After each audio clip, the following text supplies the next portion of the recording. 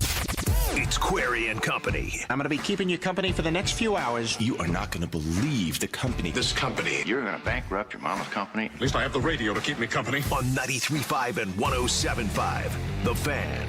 Out of the gun goes Leonard. Three receivers stacked to the left side. Leonard looks that way. Hitches. Taking a shot wide open downfield. It's Alec Pierce. He's got it. He's going to go. 20, 10. Glides into the end zone untouched. He got behind everybody for a touchdown. Alec Pierce from a bomb from Riley Leonard. His first career passing touchdown. Leonard, shotgun snap. Scanning. Throws right side into the end zone. Has a man. Touchdown. Alec Pierce. You know it. Two today for Pierce. Deep drop on play action. Leonard loading up again, looking for Pierce. He's got it inside the 5 and is dragged down short of the goal line, down to the 1 yard line. The third bomb today to Alec Pierce. Leonard out of the gun. Leonard keeps it. Fighting for extra yards, slips out of a tackle, and dances into the end zone off right edge. Touchdown! 5 seconds to go. Let's see what they can do. Riley Leonard backs the throw.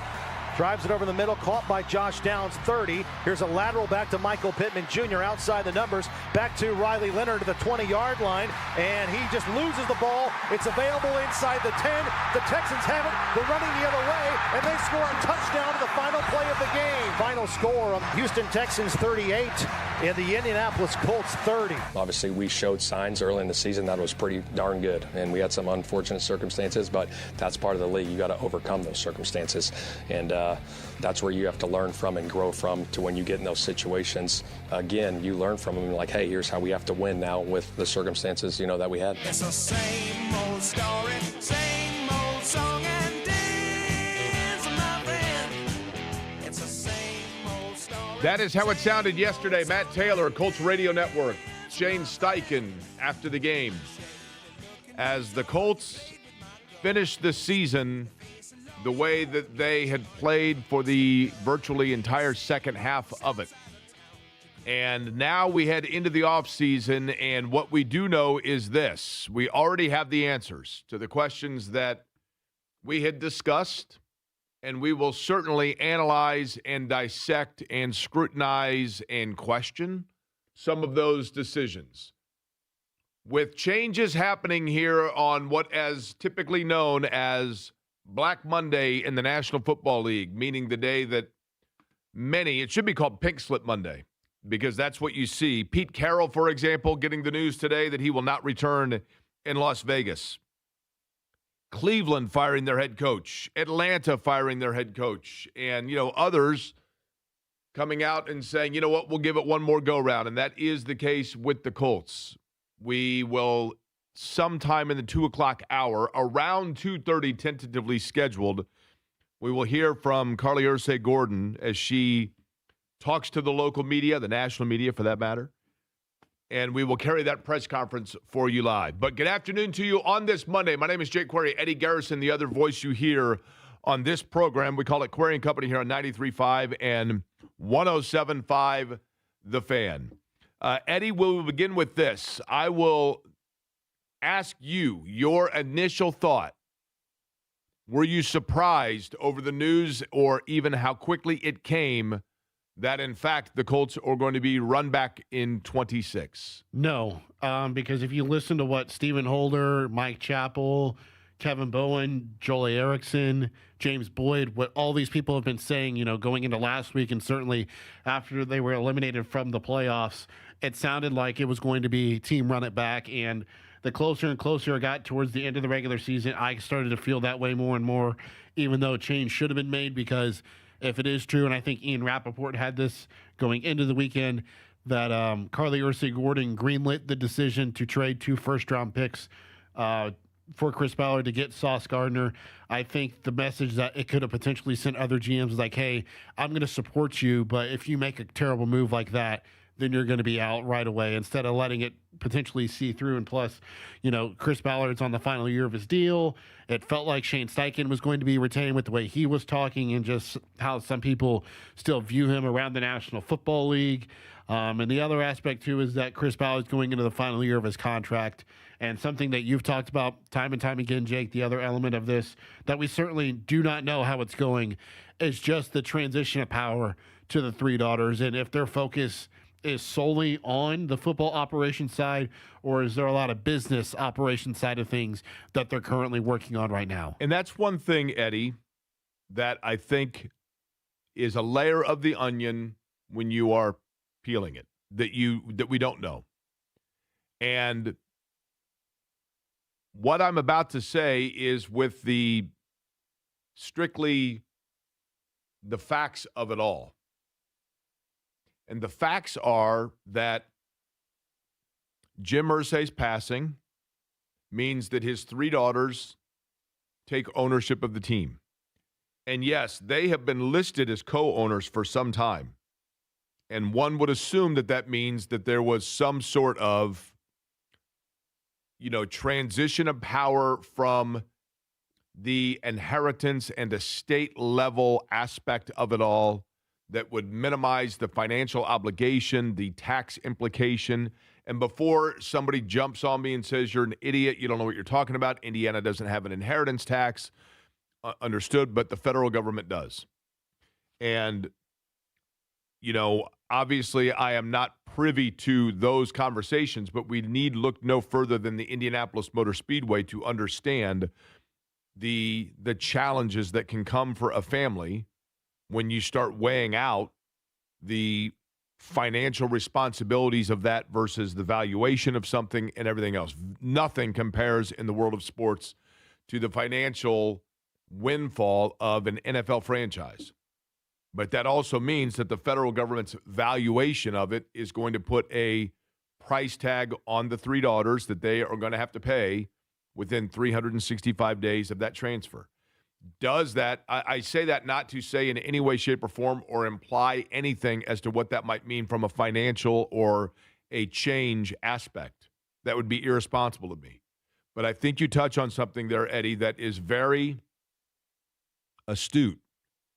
And that is that while we don't know for certain, we cannot rule out the possibility that for the next year that the Irsay daughters and the family have bigger things and bigger boardrooms that they're sitting in navigating through right now than strictly, hey, in terms of the wins and losses of the franchise, I have leaders that are under contract. I've got to stay with that for the time being while I tend to and address the other things of assessing and itemizing what exactly I am taking over here as the CEO of the franchise.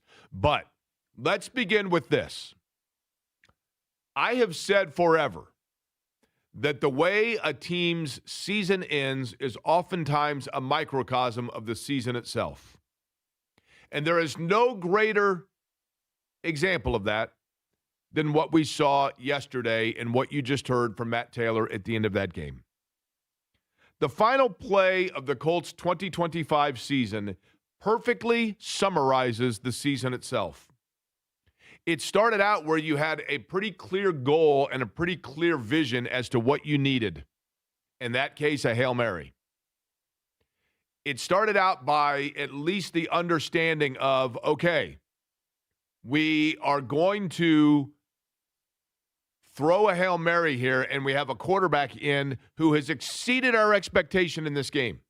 I'm not saying Riley Leonard went out there and was Joe Montana, but he exceeded their expectation in the game. And the Colts' season at its outset was promising and had a clear vision of what they could become because they had a quarterback that exceeded expectation in Daniel Jones and the way he played early in the year. And then the play started to unfold, and it was kind of exciting. You're watching it and you're going, oh, wow. And as they were moving the ball and trying to lateral, and you're thinking like Cal versus Stanford type stuff, one of the things that came into play is at one point they lateraled it back, and I don't know if it was Riley Leonard but they had the ball in the backfield, and you're like, wait a minute, they're throwing this ball backward now, and there's kind of a pocket forming. Are they actually getting somebody open where we're going to see the impossible here? Kind of like how their season began when it started to take form and the picture started to clear, you thought, wait a minute, are we going to see the impossible here? The Colts are 8-2. The Colts are 7-1. The Colts are the number 1 seed in the AFC if the playoffs were to begin today. We said that in like October. They didn't begin that day. And then, like the Colts season and in that play, all hell broke loose. All hell broke loose, and suddenly everything that they had within their grasp went bobbling out of control, and Houston picked it up and ends up scoring a fat guy touchdown. And that was the perfect ending to a season that is so incredibly forgettable, except for that it's not. It's not forgettable. It is regrettable because it's the same thing over and over. It's the same thing over and over.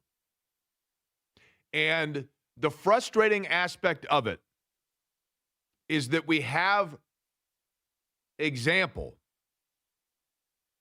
very close within our fingertips of why it doesn't need to be that way. And there are certainly cases to be made as to why it's justified to bring back Chris Ballard and Shane Steichen. I will play it fair and present both sides of that over the course of the show today. But let's go to the example of what's going to happen on Friday night. Curt Signetti and the Indiana football program find themselves now 2 wins away from being the national champions. The national champions. And Indiana in the last 24 hours has had a complete windfall in the transfer portal. And that is somewhat to be expected because when you are a team that is stealing all of the headlines and a team that is right there on the cusp of a national championship and won the Big Ten title in front of 20 million people watching on television over Ohio State and beat Alabama soundly on New Year's in front of 22 million people watching nationally, that's going to make guys want to go play for you. It is. As the Colts are exploring now what they do in free agency, do they retain Daniel Jones via the franchise tag? Probably not, because the franchise tag is going to be too lofty, and at this point, I don't know how many suitors he's going to have because of the Achilles. That might actually, the Achilles in the case of the Colts might save them as opposed to the Achilles for the Pacers in the last year that obviously did them in, at least for this year. And then you have Alec Pierce, who you heard Eddie's cash register sign every catch and every touchdown he had, and yeah, it was a completely bogus ejection. And Alec Pierce, after the game, said something very interesting that we'll get to as well. But do you franchise tag Alec Pierce now, and do you have that tag available? Because Daniel Jones, you would assume that that is going to be a mutual interest thing, and you can get him signed. But then again, you've got to be careful on what you're paying him because of the Achilles. But when it comes to free agency, that's what college football has become. An era of free agency known as the transfer portal. And Indiana has absolutely had a haul. They have. They went out and got Josh Hoover from TCU, nation's leading passer. There's your Mendoza replacement. They went out and they get Nick Marsh from Michigan State, elite level receiver, to catch the balls coming from Josh Hoover. There's your wide receiver replacement. They go out and they get defensive help from Kansas State. They get a running back from Boston College. They get an active defensive lineman from Notre Dame. They get edge rushers. They already have, I think, 8 players in the mix. And let me tell you what I have mentioned before, but now I will further elaborate on this example from Indiana football and why it relates somewhat to the Colts. Because we have 2 major stories here in Indianapolis. Yes, the Colts are topically the big thing today because of what happened yesterday, but also Indiana playing in the college football playoff and being one of only 4 programs still standing with a chance for a national title and having it come on the weekend on Friday, massive. I mentioned this story a couple of weeks ago, and I don't remember the detail that I went into it, but I'll go into it now and give the further detail because I think it's applicable. And it relates to the Colts. A friend of mine, several months ago, went down to see Scott Dolson, the athletic director at Indiana, who was on the Fan Morning Show this morning and has been very accommodating to this radio station. I don't know Scott Dolson, but same era as myself at Indiana University, a lot of mutual friends, all accounts, really good dude. And in that capacity of really good dude, one of our mutual friends was down visiting him. So he goes down, this I believe was in the late summer. And while he's talking with Scott Dolson, in walks Curt Signetti. It's in the late morning, 10:30, 11 o'clock in the morning. Dolson says, "Oh, hey, coach," introduces him to our mutual friend. Signetti says, "Nice to meet you." Looks at Scott Dolson and goes, "Here's that paperwork you were asking for." Dolson says, "What are you talking about?" And he goes, "Well, this morning you asked me for this, and so here you go." Turns around and walks out. Dolson says, "Unbelievable." My buddy says, "What?" He said, "I got in this morning at like 7:30 in the morning. Of course, Signetti's already here. He's constantly here watching tape at like 5 a.m. But I got here at like 7:30, and I just walked into his office and said, 'Hey, do me a favor. Can you come up with a list as we're heading into the college football season of 50 players that you would think are potential transfer portal candidates at the end of the year? Guys that might be available elsewhere that you think would be good players at Indiana, or perhaps if you look at our roster and what players are leaving and graduating and whatever else, can you give me a list of players that we should start trying to feel out and what you think their market value is, what they would get on an open market?" Signetti says, "Okay." And he said, "I fully anticipated that it was going to take him a month to come up with that list. But he came in 2 hours later and gave me a list of 50 names with everything." Now, that's not to say that these are the guys that Indiana got. I have no idea. Totally irresponsible of me to say who's on that, whatever else. But my point being this. Indiana right now is having this windfall in terms of the transfer portal. And Indiana right now is 2 wins away from winning a national championship because when it came down to it, they hired a coach in Curt Signetti who has preparation well before the time that it's needed. That list wasn't even due for probably a month, but he had it in 2.5 hours. You know why? Because he already was ahead of the game. He was standing on second base, and everybody's looking to see like whether or not he's going to get the walk to first. And he's like, "No, I already hit a double. You just weren't looking." Indiana football right now is in the position they're in because they've been proactive. They work a step ahead of everybody else. You watched the way Alabama tried to do a trick play, and Indiana knew it was coming because they were a step ahead of where things are. The Colts have been reactive. And in this case, maybe not reactive enough, because you could certainly make the argument that they didn't react in the fashion or the way that they should have or people wanted to. Chris Ballard now has yet to win the AFC South. He has yet to win the AFC South. He's what, 70, 79-1? And I get the fact that they had injuries. I get it. As a matter of fact, Shane Steichen talked earlier today, and it's one of the things he talked about just in terms of injuries. But we see San Francisco, who's in the play. San Francisco was decimated by injury. And the Colts were certainly hurt by the injury bug this year.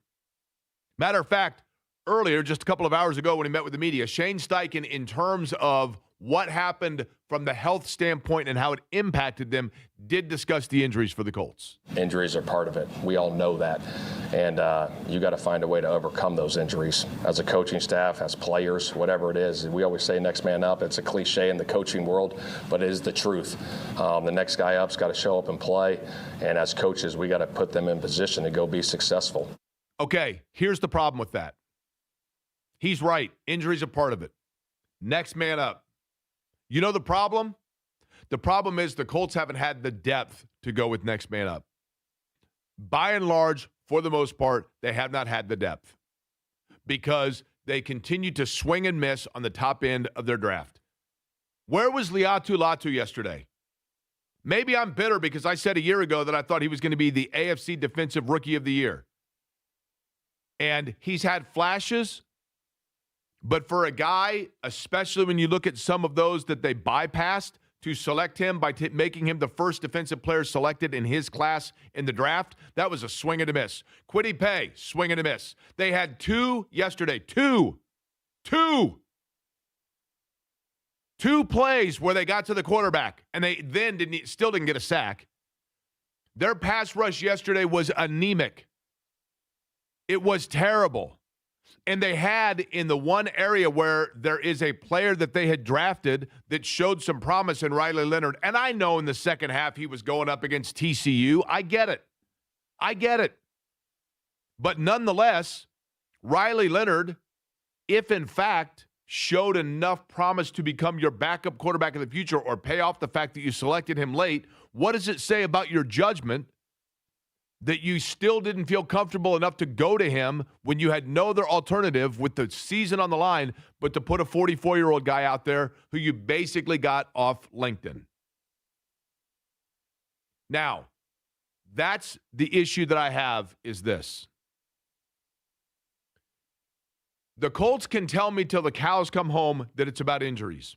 They can tell me this year the season was derailed by injuries. But my overriding point that I thought the most about was this. The Colts, way back when, I didn't say this, Eddie didn't say this, Chris Ballard said this.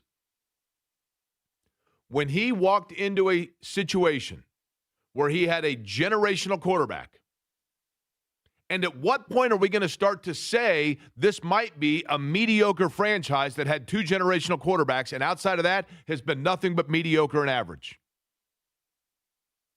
But they had two generational quarterbacks, and the second of those, Chris Ballard walked in and had him. And what did he say very early in his tenure? It's about more than just one guy. It's about more than just one guy. If it's about more than just one guy, then you can't sit here and tell me that the reason your season was flushed down a toilet was because one guy got hurt. And yes, I know DeForest Buckner was hurt. And yes, I know that Bernard Ryman was hurt for a while. And yes, I know that Braden Smith was hurt. I get it. And yes, I know that Charvarius Ward and Sauce Gardner missed time, and those are your corners. Again, they had injuries in a lot of places. I get it. But next man up. And that comes from the next man up. Being able to rely on who that man is comes from having quality of depth at your drafting positions, and the Colts don't have that. And eventually you have to say to yourself, the definition of insanity is doing the same thing over and over again. And while I understand tangibly that there are valid reasons why Carlie Irsay-Gordon would like to bring back for another year Chris Ballard, the problem I have is that it's harder and harder to find any of those reasons that relate specifically to the X's and O's and the preparation of the game of football. It's about the comfort and the familiarity of the newness of the transition and having someone there she's worked alongside. And she's in those meetings and I'm not. She would know better than I, no question. No question. And maybe it's about the fact he's in the final year of his contract anyway. And maybe it's about the fact that they were playing well and then Daniel Jones got hurt. And that's the turning point, right? Daniel Jones got hurt. Except for that then you have to go back to it's about more than one guy, isn't it? It has to be about more than one guy. But you could tell me, well, Anthony Richardson was injured, and so therefore he couldn't fill in when Daniel Jones went down. We all know Shane Steichen wanted no part of that. None. When Shane Steichen was asked today about Anthony Richardson next year, he said, well, we got to work on the vision first, the eye injury. We all know that if Anthony Richardson was healthy, Shane Steichen would have reluctantly put him out there because there was no other option. But that, again, falls on the most important decision that Chris Ballard's had to make in his time in Indianapolis. And he swung and he missed. He swung and he missed. It came down to one guy this year, truthfully, because You swung and missed on the one that it was supposed to be. And does anybody really have the confidence that they're going to come back next year and be anything other than 8-9 or 9-8? Does anybody? That's the problem with it, is when you look at it, you can't talk yourself out of anything other than being stuck right now in the middle of the vat of suck. You're just right there stuck in the middle. And I don't know how you get out of it, because you don't have a first-round pick this year. You don't have a first-round pick next year. And the other big news or story today in the availability was the fact that Charvarius Ward, and I understand this. Remember, we played the clips for you a couple of weeks ago where Mooney Ward talked about just getting his head right and how if his head's not in it, it's difficult for him. And I know that there are a lot of, the situation, the tragic passing of his daughter. I'm not making light of any of that. And I think he was talking a little about some of that, but I think more so he was talking about the lack of clarity in his mind because of the multiple concussions. And he said today that he, again, is having to weigh out his future because of that. And I absolutely understand and respect that. But we will get more into it over the course of today. And we'll let you hear more from Shane Steichen over the course of today. And we'll play you the Carlie Irsay-Gordon press conference as it happens today.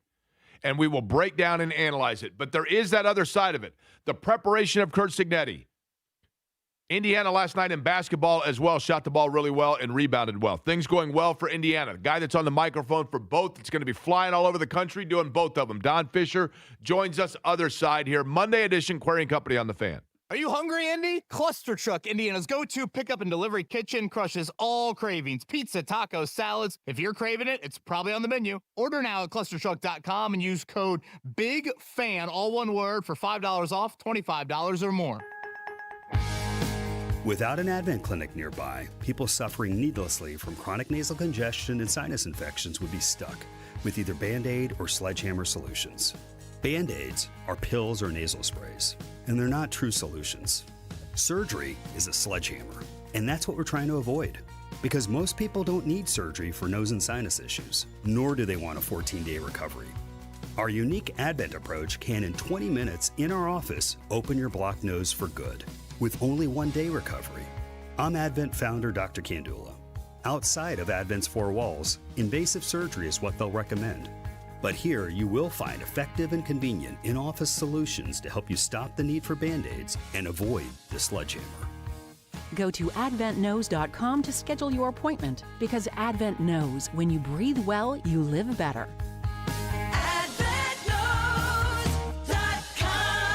Most insurance accepted. Lose weight or stop smoking with hypnosis, guaranteed, or your money back. Only $59.99. Destroy unwanted cravings, late night eating binges, boredom eating, stress eating. Also destroy your desire to smoke without cravings, irritability, or weight gain, or your money back. Hypnosis January 29th at the Holiday Inn Express and Suites in Noblesville. Weight loss at 5:30 p.m., stop smoking at 8. And January 31st at the Holiday Inn Indianapolis Airport. Weight loss 11 a.m., stop smoking at 2. Register at markpatrickseminars.com. Farnsworth Metal Recycling, a familiar face in Indy. Farnsworth Metal Recycling will pay you cash for your scrap metal. Ray's Demolition and Farnsworth Metal Recycling may seem familiar to you, and that's because they are. They're trusted local family-owned businesses going back 3 generations in Indy with their familiar orange logo and a name you know. But you may not know they'll pay you cash for your scrap metal. Cash is king. Your scrap aluminum, steel, copper, and brass will get you cash from Farnsworth Metal Recycling. Just drop it off and you'll put cash in your pocket. Ray's Demolition and Farnsworth Metal Recycling. Local names you can trust with 2 locations. Farnsworth Metal Recycling, a familiar face in Indy. Get cash for your scrap. Get started at farnsworthmetals.com. Hey, this is Spencer Thompson at Thompson Furniture and Mattress in Columbus. 2026 marks our 99th year in business, and we are going to make it the best year yet, and we're starting out with a bang. Now through Monday, we guarantee you the lowest price on every sectional, recliner, mattress, sofas, and more, including Lazy Boy and Tempur-Pedic, plus free delivery, interest-free financing, and cash discounts.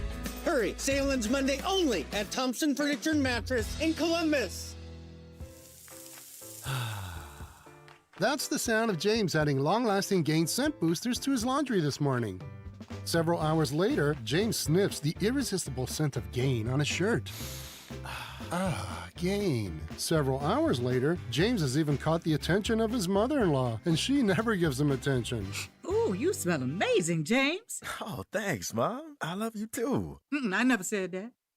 Add Gain scent boosters to your laundry. Add joy to your day. Indiana winters are when serious plumbing problems show up. Frozen pipes, no hot water, backed up drains. Indiana winters deserve a real local Indiana plumber. Hey, it's JMV. At our house, we use LD Smith Plumbing and Drains. Real local people answering your call who live, work, and play here, and they're specialists. All they do is water. Call the company I trust. That's LD Smith Plumbing and Drains. 317-927-7186. Online, ldsmithplumbing.com today. With Progressive Insurance, you could save big when you bundle your auto, home, motorcycle, RV, or boat insurance. Visit Progressive.com for more information. That's Progressive.com. 93.5 and 107.5 The Fan. Your home for Indy sports. Now with even more ways to listen. Listen on air. Online at 1075thefan.com. And on our free app. Stay connected to all things Indy sports, including the latest news, show blogs, and catch up on what you've missed with our podcast. We're never more than just a click away. Download our app at Google Play and on the App Store. From your home for Indy sports. 93.5 and 107.5 The Fan.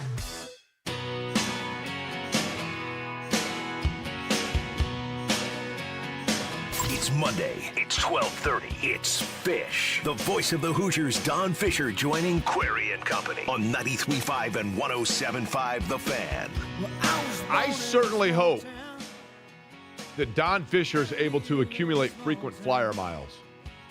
Now, I realize, they probably fly commercial, but charter. But if they're flying commercial, I hope he does, because Don's going to have a busy week, and I have a feeling he would want it no other way. Wednesday at Maryland on the basketball side of things. Indiana winners last night over Washington at the Assembly Hall, the Simon Scott Assembly Hall. And then on Friday, it is Oregon and the Peach Bowl in Atlanta in the college football semifinals. He joins us now on the Java House Peel and Pour guest line, the voice of the Indiana Hoosiers, Don Fischer. Don, I'm assuming that you are absolutely thrilled with that busy schedule in the second half of your week.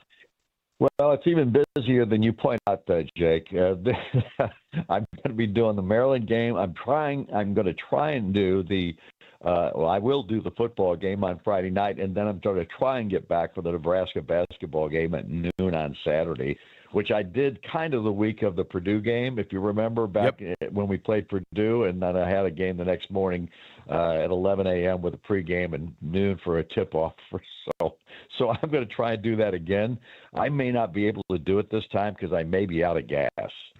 Well, listen, I mean, it would be understood, but here's the thing. I'm going to make a prediction for you. You ready? I'm going to predict that you're able to do that game because you are running on so much adrenaline over the fact that you've now seen Indiana one step away from the national championship after they knock off Oregon. Now, I'm not trying to jinx anything, but that's what I'm telling you is going to happen. Well, I don't like when you predict because I don't know how many times your predictions come true. You know what I'm saying? Listen, I did predict they were going to shock the world in Ann Arbor against Michigan in football a couple of years ago, and it didn't go so well. That's what I'm pointing out right there, big boy. For a quarter, I was right on it, man. I'm telling you, right? But Don, let's listen. This is, and I know that at this point we're a broken record, but that performance against Alabama was so fabulous that we have to revisit it because, and let's face it, everyone not using a 205 area code loved the Paul Feinbaum shout out that you did during the broadcast itself, right?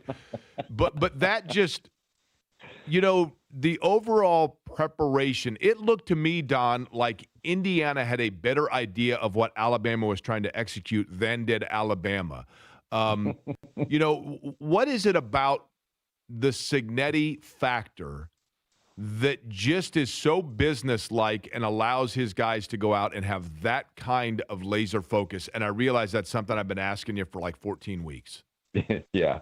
Well, it's all about the process, as you know. That's the term that they use all the time. The players use it. The coaches use it. Signetti uses it.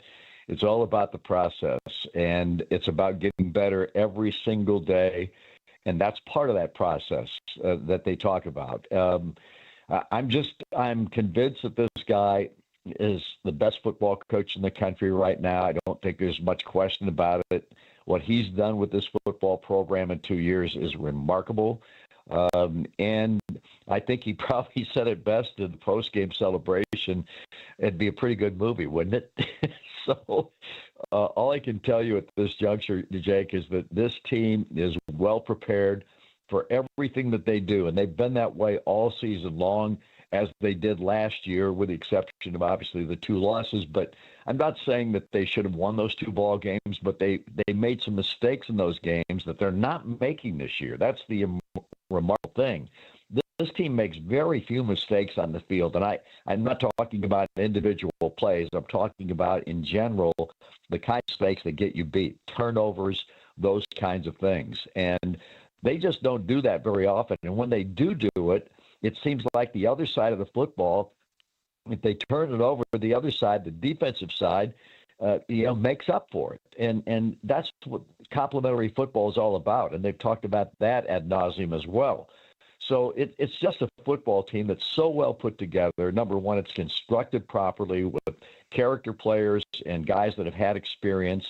And then on top of that, they just keep getting better. They work at getting better each and every day.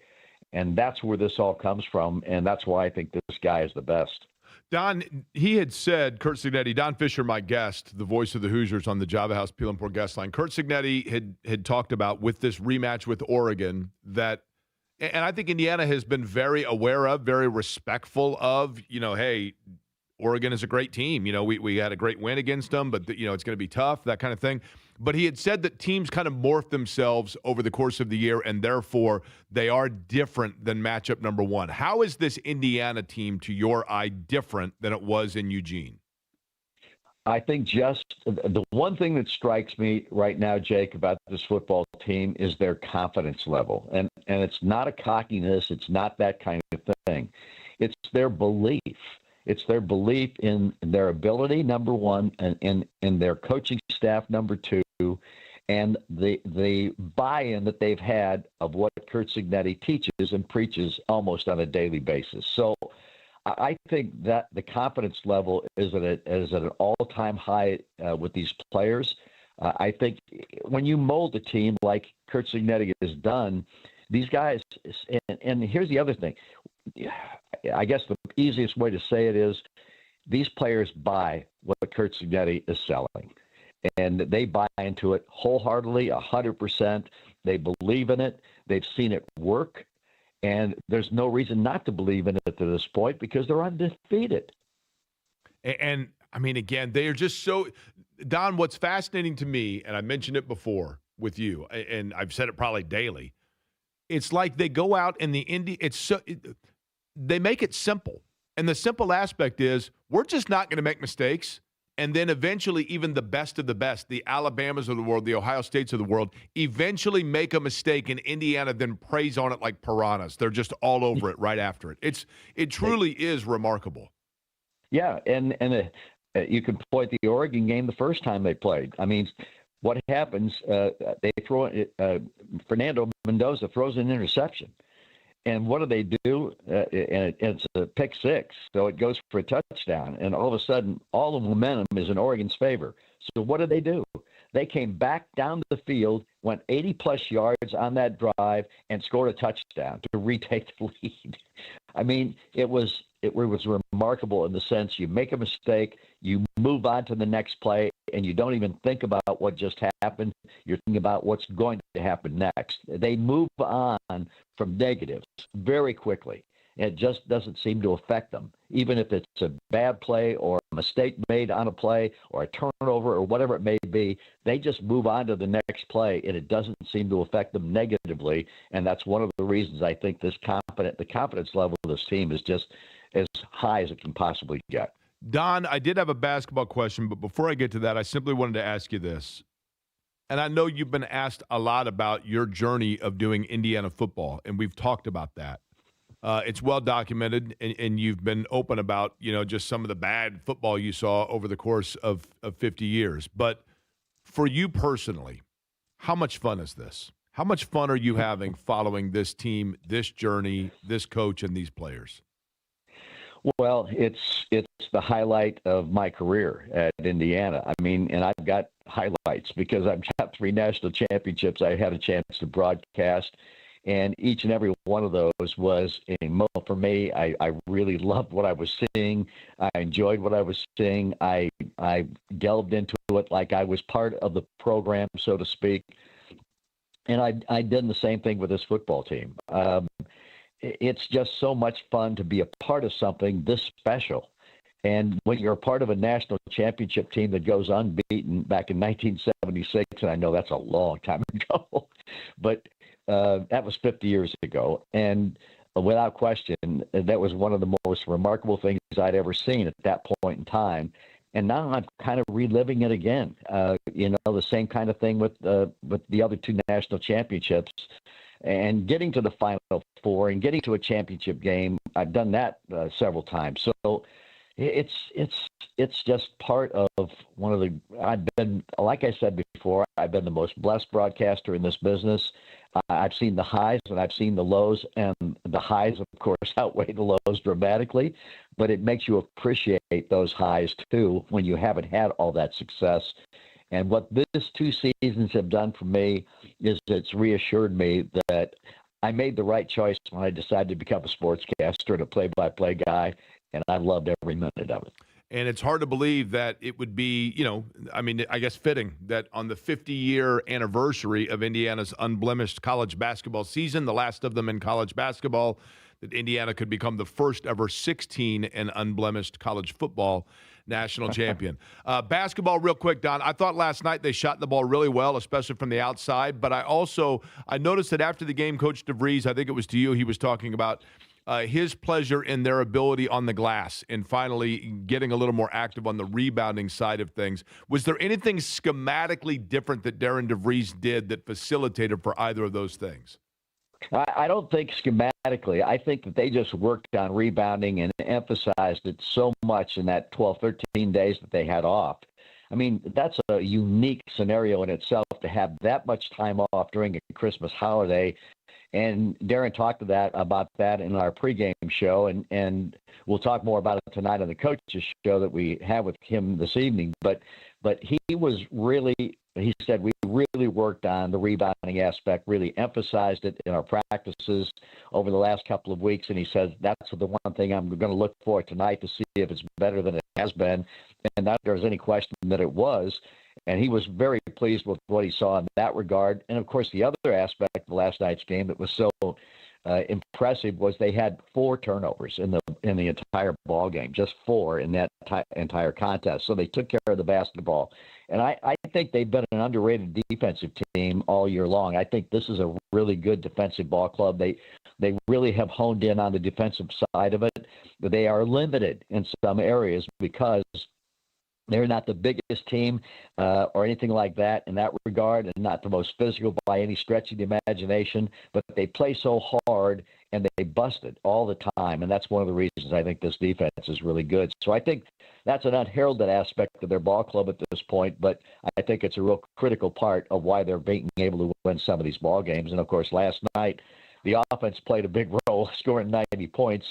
And the three-point shot is always it's going to be a critical thing for this team. But if your defense is playing well, it keeps you in ball games and gives you a chance. Indiana and Maryland Wednesday night in basketball. You can hear that game pregame coverage beginning at 5:30 on our sister station WIBC, and then it is football. Oregon Friday night at 6:30 in the national semifinals, and the coaches show, of course, tonight, and then IU Nebraska on Saturday. So a busy week for Don Fischer. Don, enjoy it. Soak it in, and I certainly appreciate it. All right. Thanks a lot, guys. Appreciate it. Thanks Don for Fischer, having me. the voice of the Indiana Hoosiers. Appreciate it on the Java House Peel and Pour guest line. All right, when we come back, I will read some of the best of my question. This time it was, summarize for me the Colts season in 25 words or fewer. And we will invite you into the conversation. 239-1070. Are you on board with Chris Ballard back? Or more so, are there some of you that are saying, you know what, I do understand. Like, are you on board? I think most of you are, at least outwardly, have said that you're opposed to it. But are there some of you that are saying, you know what, I get it, I understand? Either side of it, I'd like to know. We'll get into both sides of the communication and the reaction next. 107.5 The Fan and Franciscan Health present Good for the Heart Fridays. Listen to Jake Query every Friday to hear a heartwarming story from our local community. Jake knows firsthand the importance of heart health. Jake and The Fan have teamed up with Franciscan Health to make a difference, one beat at a time. Good for the Heart Fridays, brought to you by Franciscan Health Heart Center. Learn proactive measures to keep your heart healthy and schedule your heart scan at franciscanhealth.org/screening bundles. Dan owed an unbelievable amount of money to the IRS. I got behind on my taxes. It's a horrible feeling. He was in denial. And when I got those letters from the IRS, you wanted to act like they didn't exist. Finally, Dan turned to Optima Tax Relief, the leading tax resolution firm. A-plus rated by the Better Business Bureau, they've resolved over $1 billion for their clients. Optima got me a settlement with the IRS. These people are really people-friendly. It was every bit of a new lease on life for me. The fast action and the great results made Dan's head spin. I felt like I was in a dream, but it's real, and I have paperwork to prove it. They got the job done, and life is good. For tax help you can trust, call Optima now for a free consultation. If you're worried about what's going to happen with the IRS, stop worrying. Make the call now. Call 800-354-2840. 800-354-2840. 800-354-2840. Optima Tax Relief. Testimonial from an actual client. Some restrictions apply. For complete details, please visit OptimaTaxRelief.com. JMV here for my friends John and Chris Love at Love Heating and Air Conditioning. Make sure your home is cozy and comfortable during these icy cold winter months. Need heating service? Tell them JMV sent you. If a repair is needed, Love will waive the $95 service fee. And should you need a new furnace, Love is a Heil Heating and Cooling dealer. Call Love today, 317-353-2141. Let Love and Heil take care of your home today. 317-353-2141. Tell them JMV sent you. The Pacers are back at the field house to play the Cleveland Cavaliers tomorrow evening at 6:30 on 93.5 and 107.5 The Fan. Query and Company on 93.5 and 107.5 The Fan. Thank you to Don Fischer for his time. We will talk plenty about Indiana football over the course of the week. Colts, obviously, the big story today. And I don't think it was a big surprise, but I think at the same time, the one thing that was surprising to me was not that Chris Ballard and Shane Steichen are returning, but rather how quickly they got that out there. Obviously, this was probably never really in question. I know that Shane Steichen had privately told folks, as of a week ago, that he felt pretty comfortable that they were, in fact, going to be back. And we now know that to be the case. In terms of the 2025 season and looking back upon it, it did have its highs. It had its, clearly its big moments. The win in Denver, or against Denver here, was obviously a big one. Going to Germany, I know that Atlanta's not terrible. At the time that they won that game, that was when you started to wonder if they were going to have hold on to the grip of what they had, because they were starting to show a little vulnerability there. But that was pretty cool just to go over there and win that game, and for fans to go over and, the walk-off fashion. That was cool. Certainly there was, even though the result was terrible, I did enjoy the atmosphere or the vibe of a Monday Night Football game like the week of Christmas. It's pretty cool. but for the most part, a failure. They failed. They failed more often than they succeeded because they lost more games than they won. And I'm sorry, but when you're 8-2, I mean, they set some history. That's cool. You know, the first team to be 6 games over 500 and then finish 500 or under 500 in the same season. Nobody's ever done that before. That's cool. What are they, the 7th team to go from 7-1 to out of the playoffs? That's cool. Make a little history.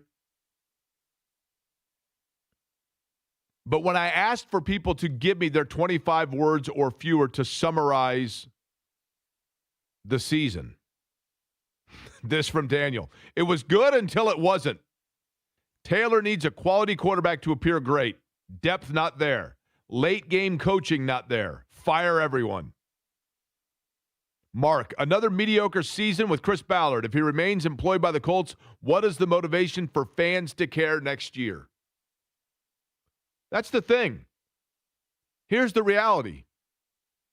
You're all still going to go. Right? You're still going to go. People say all they want. I'm done with this team. Are you? Because you're going to be terrified that if you don't renew your season tickets or you don't go to games, that all of a sudden somebody else is going to take that seat and then they get good. I don't know if I could say this one on the air or not. Jake, it was just one big premature, and then let's just say an issue that some men struggle with. Finish? Yes, thank you. A premature finish, yes. That's exactly how it was, right? Of the many issues that there were, this from James, the O-line underperformed, and the team will completely ignore it. Many of them were below average at best. More of the same, the Colts continue not being a serious NFL franchise. You know, I go back to what I said at the beginning. You can tell me when you're hired as the general manager of the Colts and you have an elite quarterback in Andrew Luck. And I get it. Chris Ballard had to say it. You know, it's about more than just one guy in this game. Of course he's going to say that. Because at that point he's thinking to himself, my horizon, my peak, the glory that's before me is going to be because I have a generational quarterback in Andrew Luck. But when we're hoisting Lombardis and we're winning trophies, I want people to know that there were other pieces that had to be built around him, and I want my credit. So I'm going to tell you it's about more than just one guy. Because if it's about just one guy and we have the better one than anybody out there, then anybody could run this franchise. And I cannot in any way, shape, or form have that be thought. So I'm going to tell you it's about more than one guy. And I'm going to stand by that until at the end of my tenure, or towards the end of it, one would assume, what we thought was going to be the end of it. If the quarterback goes down, I'm going to come out and basically subtly say it was about one guy. I need to come back because it's about one guy. Our quarterback went down and our season was done. We were off to a good start. We had the guy in Daniel Jones. We had the quarterback whisperer in Shane Steichen. Everything was just humming along. Hunky-dory. Then all of a sudden, Pittsburgh just decided to blitz the heck out of us. Somehow our quarterback ended up with what we said at the time wasn't going to be something that was going to hold him back, fracture in his leg. That turned into a popped Achilles, and our season was over because in the end, it turned out it was about one guy. I get it. Sauce Gardner was hurt. Mooney Ward was hurt. DeForest Buckner was hurt. Ryman and Braden Smith both were hurt. I mean, they had key pieces that spent their time, their moment, injured. But for the most part, it came down to one guy. Partially because when he went down, you didn't really have a plan. Your plan might have been to go to your former top 5 pick, except for that he was hurt. But does anybody really feel like they would have been confident in Anthony Richardson if that were the case? They would have reluctantly handed the keys back to him. Shane Steichen wanted no part of that. And that, to me, the biggest indictment for Chris Ballard is the fact that there seemingly is no light at the end of the tunnel from the situation they're in because he swung and missed in his most important pick. He inherited Andrew Luck. I don't know if you heard this or not, but Andrew Luck retired prematurely. He inherited Andrew Luck. But the most important selection that an NFL general manager will make is when the time comes when they draft their franchise quarterback. And he avoided that like the plague. I mean, he avoided that like the plague. Chris Ballard was standing with a bullhorn at the scouting combines going, any veterans want to come quarterback for us? Matt Ryan, Carson Wentz, which blew up on them because the owner didn't like him. Phillip Rivers, that they thought they'd get 2 years, and they did. It just came 5 years apart from one another. And then finally Daniel Jones, which panned out for him. But that was after he had finally said, you know what, I've kicked the can enough. I've got to go, and I've got to draft a franchise quarterback, just like I need to draft a franchise edge rusher. And they have yet to find the second one, and they hadn't found the first because Anthony Richardson was a bust. He was a bust. And yes, he might go somewhere else and be a good player. But there is, and I told you at the time, when they, after the tap out, and then finally when they went away from him as a starter, I'm like, it's over. It's over. And I know he got a couple more chances there, but it was over. Shane Steichen, you could tell it. It was over. O-V-A-H. It was over. And that is an indictment on Ballard. And there are some reasons and justification for him to come back, which I promise we'll get to over the course of the show today as well. Now, Alec Pierce. Alec Pierce said something very interesting yesterday, and before we bring on Chap, I want to play this. Listen to what Alec Pierce said yesterday when he was talking about being ejected from the game yesterday, and that was a BS call. Arbuckle said it on the radio broadcast. That was a BS call. It was. But listen to what Alec Pierce said yesterday, and Eddie caught this in his trained ear on that huge melon that he has. And this was a good catch on what Alec Pierce had to say. Listen. Yeah, it was difficult. Just knowing that this is my last game wasn't the way I wanted to finish. You know, it was kind of like an abrupt ending to the season here and stuff. So I wanted to be out there and finish with my brothers today. Wait, did he mean his last game of the season or his last game as a Colt? He certainly caught himself there at the end. He did. Was that a Freudian slip?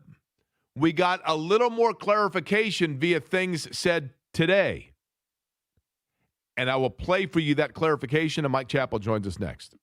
Guys and ladies, you made your New Year's resolution to get back in shape, but what happens? You don't see results and you give up. If you want real results in 2026, go now to Synergenics and Low T Center for a free men's TRT test and $200 off the women's hormone test. Book now at GetMyHealthFix.com. Get real about your health this year with Synergenics and Low T Center. For a limited time, the men's TRT test is free, and ladies take $200 off the women's hormone test. Say no to diet trends, questionable online treatments, and deceptive prices from other places. Looking for the best? Synergenics and Low T Center are the leading experts. Meet with a real provider, get real medication and real results. People across Central Indiana are going to Synergenics and Low T Center to change their lives. Walk in or book an appointment at GetMyHealthFix.com. That's GetMyHealthFix.com. Again, GetMyHealthFix.com today. Hey, JV here for WeGrowHairIndy.com. My friend Darren Andrews awaits your call at 317-522-2995 or WeGrowHairIndy.com today. So I have been a We Grow Hair Indy member for the better part of 9 years, and so glad I did because I had that classic Costanza horseshoe design setting in, and frankly, I wanted my real hair back and knew that it was leaving, vacating the premises.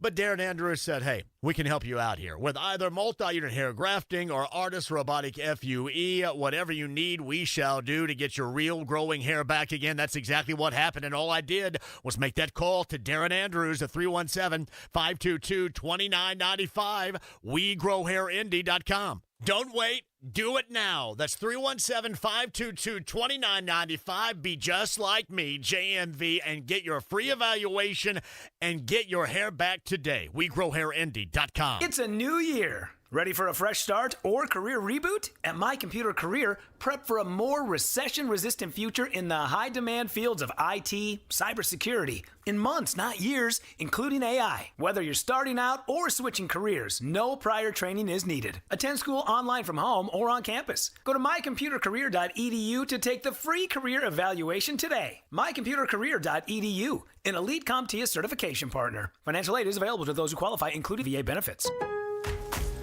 The Lowe's Closeout event means the final savings of the season are here. It's your last chance to get deals on seasonal decor, tools, flooring, and so much more. Refresh your home, check off your project list, or simply stock up on the brands you trust. Shop now to grab amazing deals before they're gone. Lowe's. We help, you save. Valid through 1/7. Selection varies by location while supplies last. From the DriveHubler.com studios, this is 93.5 and 107.5 The Fan. WIBC HD2, W298BB, WIBC HD3, W228CX, Indianapolis. The Butler Bulldogs play host to the St. John's Red Storm tomorrow evening at 6:30 on FM 92.7 Fuego. I need somebody help, not just anybody help. You know I need someone. Query and Company on 93.5 and 107.5 The Fan.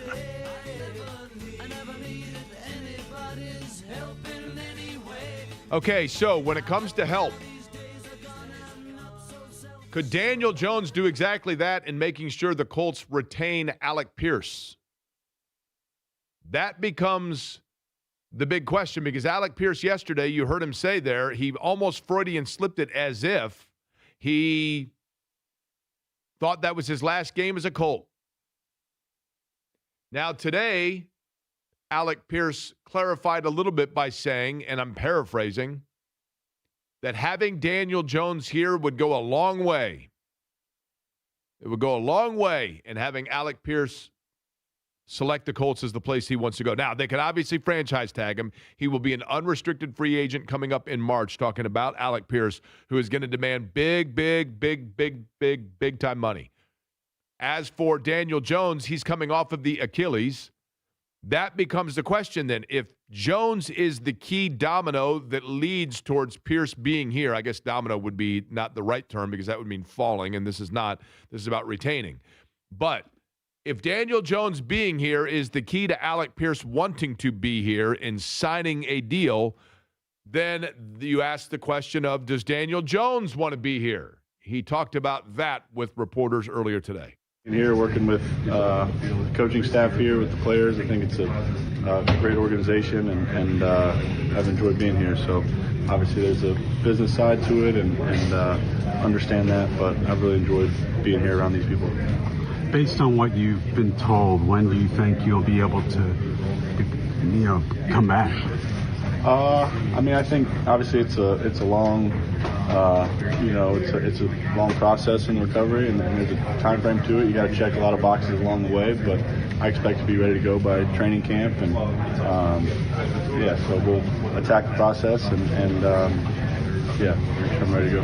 Daniel, have you taken anything from Aaron Rodgers' experience, and have you guys had a chance to talk at all? Or I spoke to him actually the day I tore it in Jacksonville, and he was really helpful. He had a little bit different surgery, I think, and his recovery was a little bit different than mine, but very helpful, and appreciate his willingness to offer some advice. Bob Kravitz and Stephen Holder asking those respective questions to Daniel Jones. And I think if you're Jones, you would think that he would want to come back here because of the familiarity with the situation in particular. And as you're going through that rehab process, probably would like to be with the doctors that you were with when everything took place, even though I know that they can go externally, obviously, with that. But joining us to talk about that and more now, he is on the Java House Peel and Pork guest line, Mike Chappell of CBS 4 and WXIN Fox 59 joining us. Chap, we've been talking a lot over the course of today of, I don't think, a big surprise about Chris Ballard and Shane Steichen being retained. We will hear from Carlie Irsay-Gordon coming up a little over an hour from now. Was there anything today that has come out in discussion from players or coaches that has been of surprise to you? Not really. I mean, you talked about Jones and Pierce. People should understand those are priorities 1 and 2 as far as retaining their own. The rest of them, I mean, there's some good players in there, but they're going to do everything they can to re-sign those 2 guys. And as Chris Ballard knows, if he lets Alec Pierce get to free agency, he's gone. So this is going to be one where Chris has to come up with a deal that is probably overpaying what they would normally want to pay, because Pierce knows if he gets out there, Buffalo, Kansas City, holy smokes, I mean, there will be major suitors for him, and they'll pay top dollar, more than what the Colts would pay, probably. And Jones is going to get done. It's the only difference now was going to be, will they mess with the guaranteed money? I've been looking, you look at the Sam Darnold, Baker Mayfield, 3 years, $100 million, and whatever the guarantees were, $50 million. I don't know. Those 2 guys are part of the future.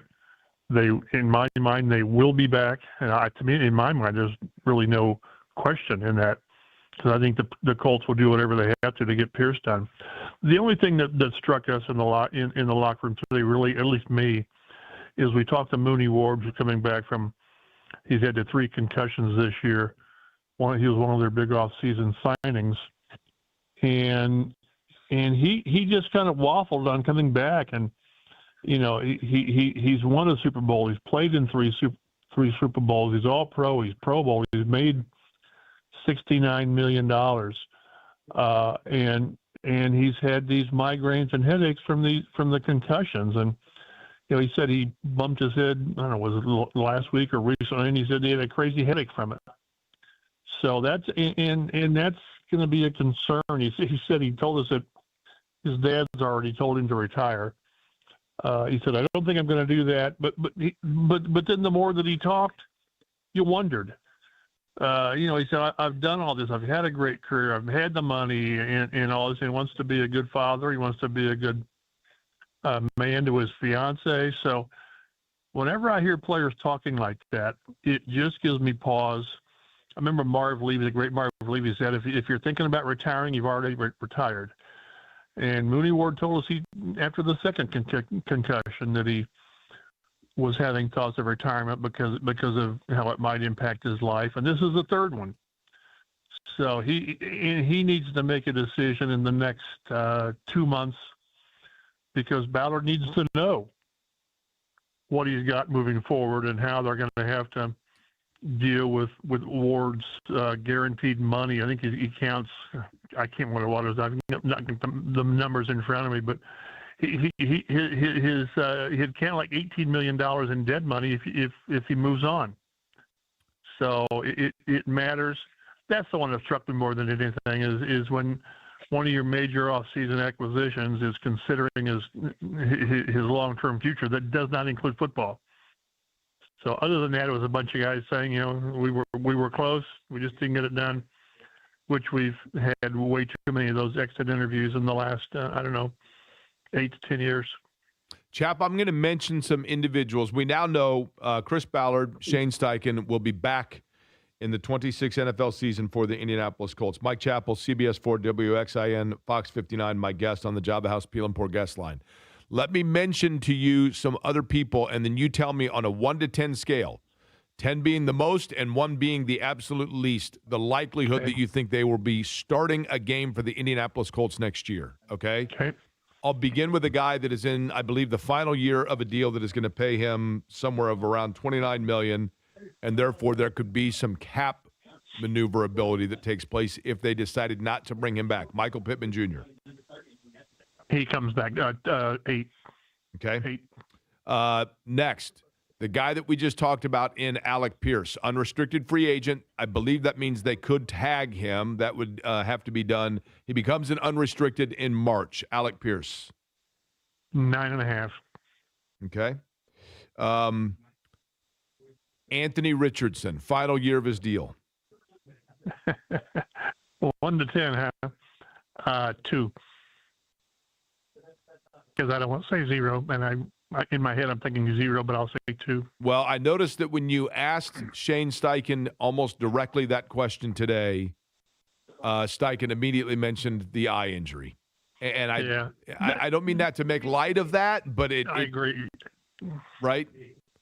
I just think they in their mind somehow or another, and the fact that they're banking on Jones being their starter next year, I see no role for Richardson here, and he probably he didn't say that the other day when we talked to him, but he probably wants to be gone more than they want him gone, and I think this is a case where it will do both sides very well to move on, and I hope he goes somewhere else and has Baker Mayfield or Sam Darnold success. I don't see that ever happening here. DeForest Buckner. Ooh, 6. Okay. And it's only because the last couple of times we've talked to him, he's been a little more cautionary about his career. And when you're dealing, this is not the same. I've had fusion surgery in my lower back, and it just changes things. And this is a high-end athlete, and he had surgery on an herniated disc in his neck. We saw him today in the locker room briefly, and I think he will give serious consideration to retirement. But knowing how much he wants to play, maybe he tries it. But there will be some long late discussions with the wife and the family when the time comes. This is not the time for him to decide. You know, that as soon as the surgery and all this, you got to get away from it. But 6, and I wish I could be more optimistic with than a 6, but I can't. Okay, the following players that I'm going to mention, like Alec Pierce, are unrestricted free agents when the new season begins in March. Okay, right. Tyquan Lewis. 2. Because you think they've just moved on, or you think he will get a better offer elsewhere? I think that they'll try to get younger at that rotational defensive line position. Kwity Paye. 0. 1, because I'm not going to go 0 or 10. 1. I just think that they've seen him for 5 years, and he is what he is, which isn't a bad player, but it's not what you want from a first draft pick. So I'll say 1. Mo Alley Cox. 5. So how many times we've tried to say, well, he's done here, and they always bring him back because he's a good player. He serves a good purpose. He knows his role. So maybe they try to replace that tight end room, but they always come back to Mo. But 5. But the other thing about him too, Chap, and I don't know him personally, right? But I've always felt this way. There are certain guys that always are going to get that benefit of the doubt just because they're not locker room disruptors at all, and they you know what I mean. They're good guys. They do what's asked. He strikes me as that type, Mo Alley Cox. Is that fair? Yeah, but you still have to do something. Well, I get that, but what I'm saying is what you're saying. But no, I don't mean it as a backhanded compliment, but it's like Jack Doyle. Man, you need 2 or 3 Jack Doyles on your team. But you can't have too many players at that level. But boy, those guys serve such a purpose. He's essentially an extra tackle, but he'll make some plays for you. So got to have those guys. But 5, and I think it go either way. Probably more so that he won't be back. But if he's back, I won't be surprised. Okay, now the couple others real quick. Nick Cross, who I think started to play really well for him. 6, and he may be a casualty of when you have to pay Jones and you have to pay Pierce. That may not, and you're already paying Cam Bynum big money. I don't know that you can sink another big contract into your other safety, and he's played well. He really has. He may be one of those guys that he simply can't afford to keep. Okay, the kicker situation's an interesting one because We know, obviously, it's easy to forget this. You know, Spencer Schrader got hurt at the beginning of the year in that Raiders game. Pete Carroll, by the way, fired today in Las Vegas, not because of that, but because they underperformed. Right. But Blake Grupe, who I thought kicked well for them down the stretch, is he gone, or do they create a competition there? Probably 2 or 3. Only because I think when teams start lining up their kickers for next year, maybe he gets a look-see from somebody. That won't surprise me. Talked to Spencer Schrader today, and he's on target. He's ahead of schedule, and he will be their kicker. Not by default, but he'll be the front runner at kicker. And I just don't think that Grupe will be available to come into camp competition because he proved when he was here that in the right circumstances he's pretty good.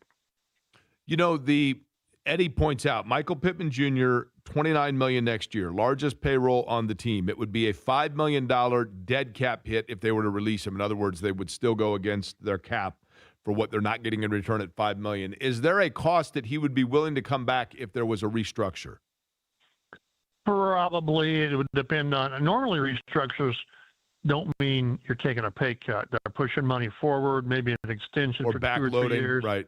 Yeah, and I'm not sure you can go to Pitt and say, well, instead of 29, how about 15? He'd tell you to pound sand. So, but it would be detrimental to re-sign Pierce and let Pittman go. I know we all wish Pittman was a little more of something, but he's dependable. I know he didn't finish the season strong, but if you get rid of Pitt, you better have somebody in mind to bring in, because then that puts too much of a load on Pierce to do more than what he's been, and he's been really good at what he does. I would think there's probably more of a chance of a restructure of maybe some kind of a restructure with Pitt to where he still gets most of his money, and you're not asking him to take a massive pay cut. I don't think he would take a massive pay cut. The obvious question for Carlie Irsay-Gordon later that we're going to hear is going to be, what went into the decision to retain Chris Ballard and Shane Steichen. What's the second most burning question? I guess in what do you see the future of the team? Is this? Well, no. The second one would be is 2026 win or else? Is it playoffs or else? Did you do this with the idea that because remember she told us last in June that like her dad said, there are things you have to fix. Well, is it you fix them or we're going to blow it up next year? And we've all talked about how it's going to be an easier. It's never easy, but it'll be an easier reset for somebody next year if this coming season doesn't go well, because you got a lot of significant contracts up. The Quentin Nelsons and people like that, Pittman and Jonathan Taylor and on and on. So, it's okay. You brought him back, and again, the first question is going to be why. I mean, it's pretty simple, just why. But then did it come back with the caveat that you better make the playoffs. Just doing 9 and 8, it's not going to cut it.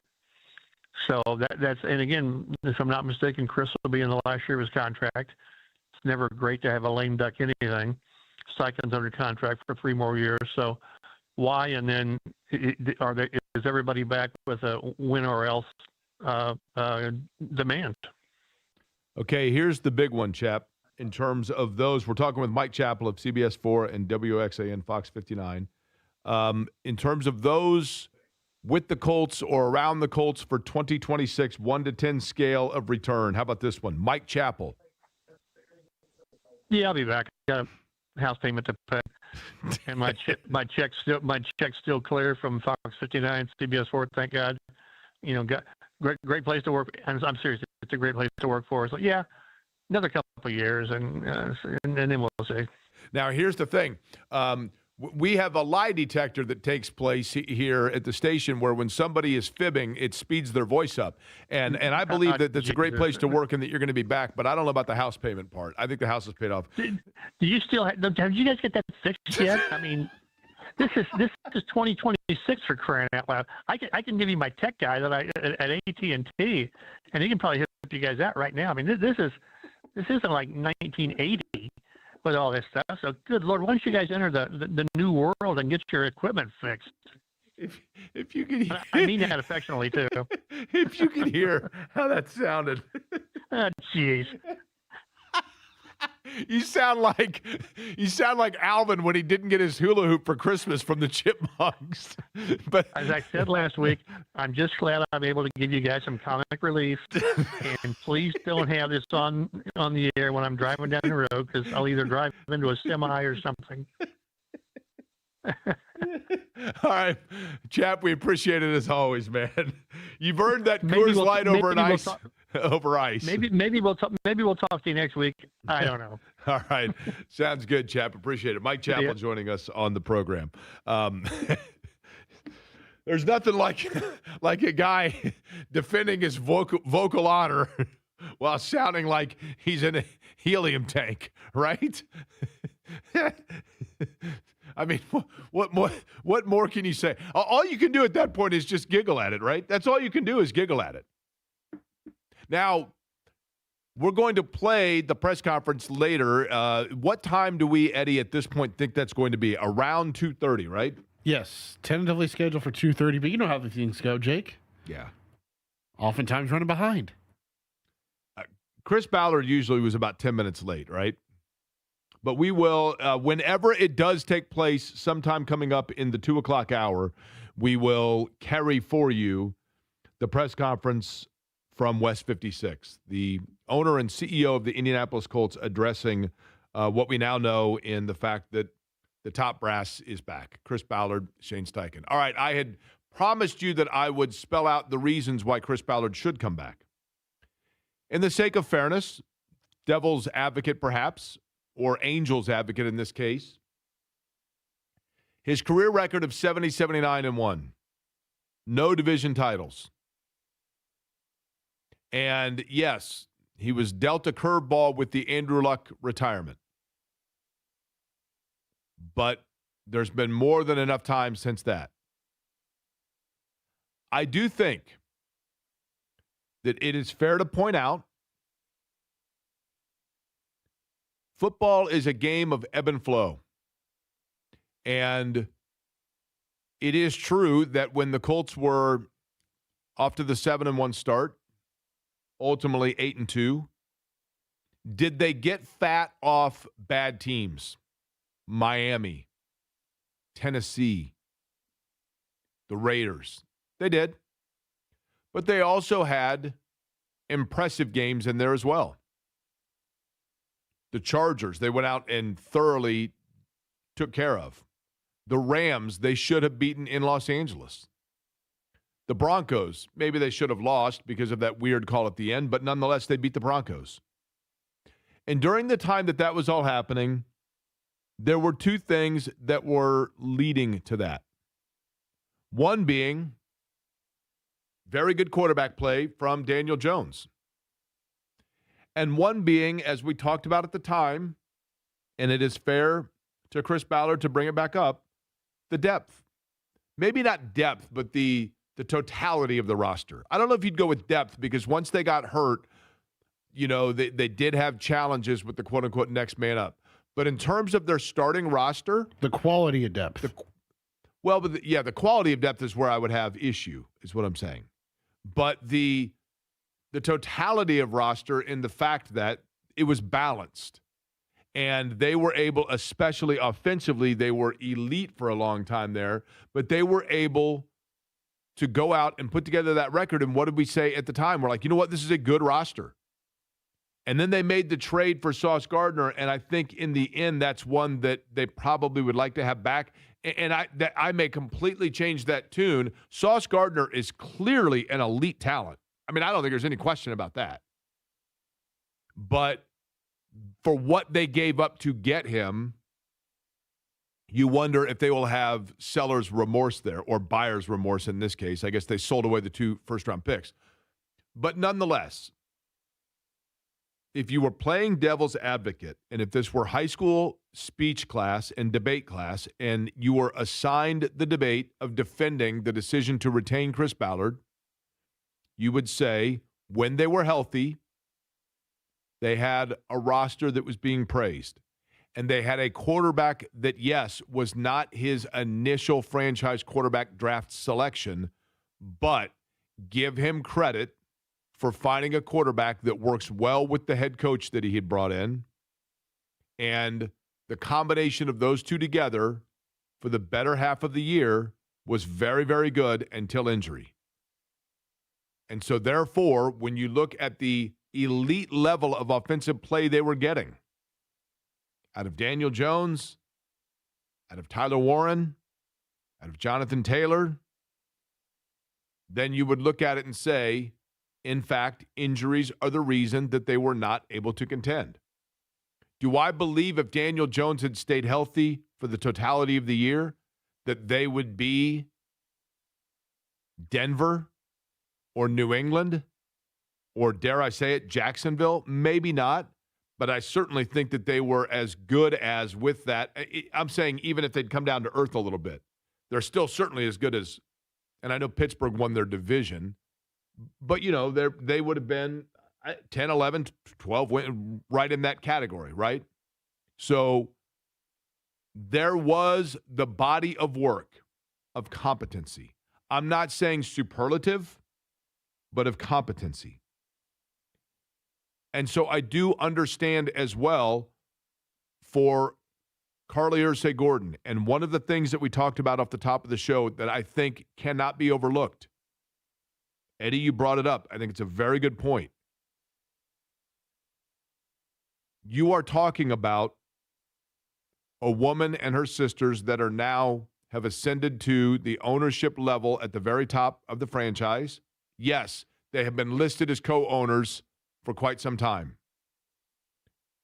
But the financial structures and obligation from a tax standpoint that take place during a familial transition and bequeath nature, and look no further than the Indianapolis Motor Speedway.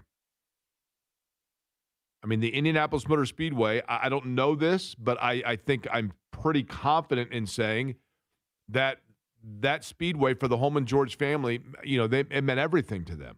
And I mean that in a good way. They loved everything about it. And I think they would have loved, they never had the intention to sell, but it came down to a financial situation from the estate tax that takes place from a federal obligation, not state, federal. If you look at the fact that the Indianapolis Motor Speedway Corporation and Penske Entertainment just sold 1/3 of that property to the Fox broadcast network,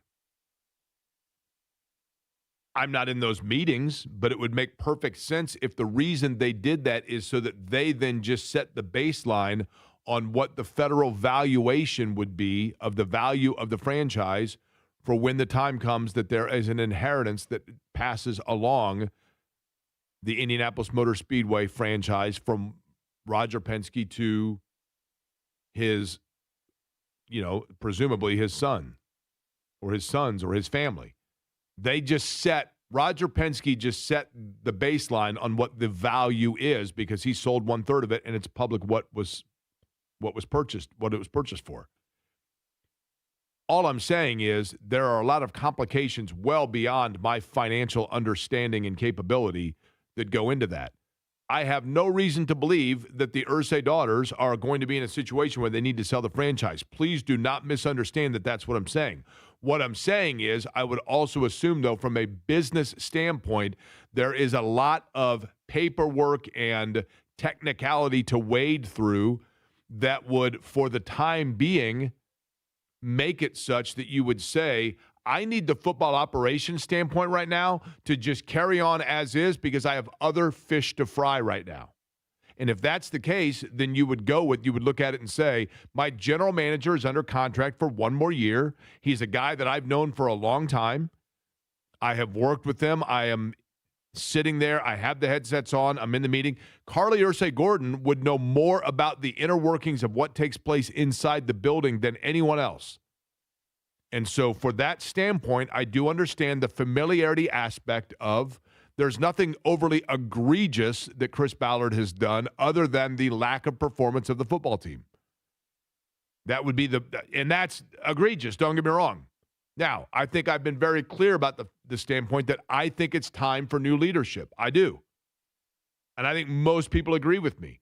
But I also understand and can see that there are certain pillars of legitimacy to pointing otherwise in the direction that she has decided to go. But at 239-1070, I'd like to know your thoughts. I'd like to know your thoughts. People tell me all the time, I'm watching the game, I'm watching afterwards, I'm seeing the press conferences, I'm reading the clippings, and I'm mad. I want this heard, or I have a question, I want this answered. Whatever it is, your opinion on it. Now's the time at 239-1070. And yes, there is a collegiate team in the state that is absolutely at the top of the game and cleaning things up. One in football and one in basketball. We'll get to that as well. Were you born from 1945 to 1965? People born during these years are 5 times more likely to have hepatitis C. But most people don't know they are infected. So even if you try to eat right, exercise, and take care of yourself, you can still have hepatitis C, a serious liver disease that often has no symptoms. In fact, people can live with hepatitis C for decades without feeling or looking sick. But over time, hepatitis C can cause serious health problems, including liver damage, liver failure, or even liver cancer. Getting tested is the only way to know if you're infected with hepatitis C. That's why the CDC recommends everyone born from 1945 to 1965 get a blood test for hepatitis C. Treatments are available that can cure this disease. So talk to your doctor about getting tested. It could save your life. A message from the CDC. I can't believe how spotless my floors look after using the Swiffer Power Mop. No more dragging around a heavy mop and messy bucket. Now I get the same deep clean without all the work. Thanks to the powerful solution and scrubbing pad of the Swiffer Power Mop, dirt and grime don't stand a chance, and I don't break a sweat. Mic drop. Mop drop. Swiffer Power Mop. Swiffer Power Mop. A smarter way to mop. Try it or your money back. I adopted Bento in 2010 from a shelter.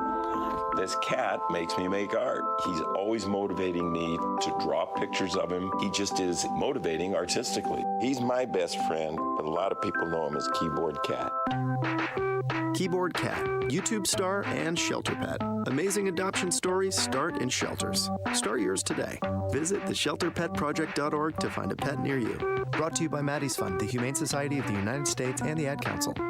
Welcome to Dial a Movie, your one-stop guide to what's playing. For the Hollywood blockbuster, Anything But Sunshine, press 1. For the romantic comedy, Anything But Sunshine, press 2. And for Anything But Sunshine... You expect options everywhere else in life. Are you getting them when it comes to your medical treatment? Explore all your options and talk with your doctor about what's right for you. Knowing your options is the best option. Learn more at ahrq.gov. That's ahrq.gov. Brought to you by the U.S. Department of Health and Human Services and the Ad Council. Do you know what's accepted at 99% of places that take credit cards nationwide? If you guessed Discover.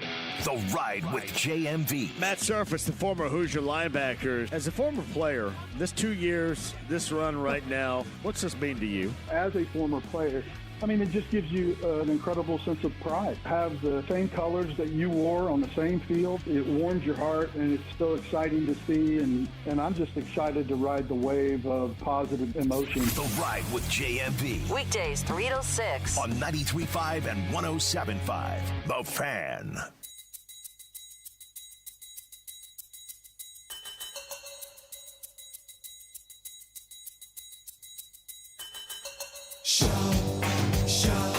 This is Query and Company on 93.5 and 107.5 The Fan. Hey, Jake, this is from Alan.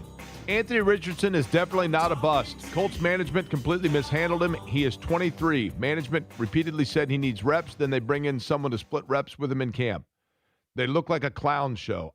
That's fair. I mean, that is a fair critique of the way they handled it. But I think you could say, based on what they had invested, in other words, it's not on him. I'm not saying that he's going to be a bust altogether. He busted for the Colts, though. You could certainly say it's because of the way the Colts handled it. Totally fair. And I'm not saying that he is Jamarcus Russell. I'm not saying that he's Johnny Manziel. I mean, I think he's talented. But I also think that his maturity was such that Shane Steichen I think there very clearly was some sort of a miscommunication or misfire between Shane Steichen and Anthony Richardson, and Steichen just wanted no part of it after a while. 239-1070 is the telephone number. We will begin with Ed. Ed, how are you? Oh, I'm doing just fine. Good. What's on your mind? Things. First off, I think they need to go to Salem, Massachusetts, and find the witch that put the spell on the Colts after the Flake game. Good point. And that would be the area. Yeah, those witches in Salem are all Patriots fans, right? You got it. All right. I've been a Colts fan since Johnny Unitas and Earl Morrall in Super Bowl against the Jets. So I followed them for quite some time. But Ballard's got to go. I'm sorry. I'm not really upset about the first-round draft picks. Just tell me the last time you really hit on one. At least they know what they got this time. I mean, Tyler Warren, obviously, but yes, I understand what you're saying. I mean, he's certainly, if those are picks he was going to use on pass rush, Ed, then you would say to yourself, I mean, good Lord, Kwity Paye, Liatu Latu, and I thought Liatu Latu, and he's just a guy, right? I thought he was going to be an elite level player, and you look at the others that were there and available, because I always say this, when people talk about, in the NBA in particular, and maybe I'm speaking out of both sides of my mouth because I'd have to look and see, Will Levis certainly wasn't an option at the quarterback spot when they took Anthony Richardson. Maybe they could have moved up to try to get Stroud. But when people talk about a draft and they say, well, that guy's a bust, it's like, yeah, but who would you look at who was selected after them? And in Latu's case, being the first defensive player taken in that draft, there were some studs there. The best defensive player, the best edge rusher in the draft. Correct. Chris Ballard's words. Did he say edge or defensive player? He said edge, didn't he? He said the best pass rusher, I think. Yeah. There was an expletive in he there was that like I can't say on the radio. Right? Yeah. Mo from Ohio. Hey, Dick, hey, Mo, just out of curiosity, I'm just curious real quick, Mo, if you could, since you're in Ohio, are you in a situation where you can look outside? Are you near a window by any chance? Yeah, looking right now. Okay. I just need some sort of a check here. Are people still on the ground after the Ohio State game against Miami, or have they gotten up and now they're back to walking around? Oh, they're out and around. There's nobody around. I don't see anybody walking right now. It's a partly sunny day. I mean, the day itself, and so we're in high school basketball right now. So everything else got to go out the window. All right, fair enough. All right, what's your thought on the game or on the Colts themselves? My thing is, I thought maybe they would get rid of Ballard and keep Steichen, and the reason I'm thinking that was because of the Jones connection. I never really thought, Jake, about the idea of the financial thing and how messed up it is about something as big as an NFL franchise, and that makes a lot of sense. My only complaint about Ballard is the continuation, and everybody says you won't get a GM because of first-round picks. I say that's not true because job security here is awesome. You could be here forever. That's a fabulous point. That's a great point. Hey, come here. 10-year process. If you haven't won the division in 10 years, no problem. You'll get 11th, right? I mean, that's a very good point. And I kind of agree on when you think to yourself, Steichen and, hey, maybe you keep Steichen and you fire Ballard, but then you wonder from a GM standpoint, and I know there's probably precedent, but from a GM standpoint, is it more difficult to get a general manager if they know that they are inheriting the coach and they can't go out and get the coach of their choice? We can ask Miami. What's that? Yeah, exactly. Right. Sounds like that's what they're doing with Mike McDaniel. Which is, McDaniel, he kind of is the Chris Ballard of coaches, is he not? Well, yeah. At this point. Brian up next. Hi, Brian. How are you? I'm doing fine. I think they just got to get rid of both of them. start over. It's ridiculous. Okay, Brian, let me ask you a couple questions. You ready? Yes. How old a fella are you, if you don't mind me asking? I'm 67. 67, okay. And are you an Indy native, Brian? Yes, but I've lived in Morgan County the last 30 years. Okay, and are you a season ticket holder? No. Because the reason I ask, and I mean this, and it's going to sound like I'm calling you out. That's not what I meant. Would you be less like, will you still go to games? Would you still buy tickets, or are you done with it? I'd still buy tickets. See, and that's the thing, Brian. And I still like the Colts so much. They're my team. I got you. Okay, I can appreciate it.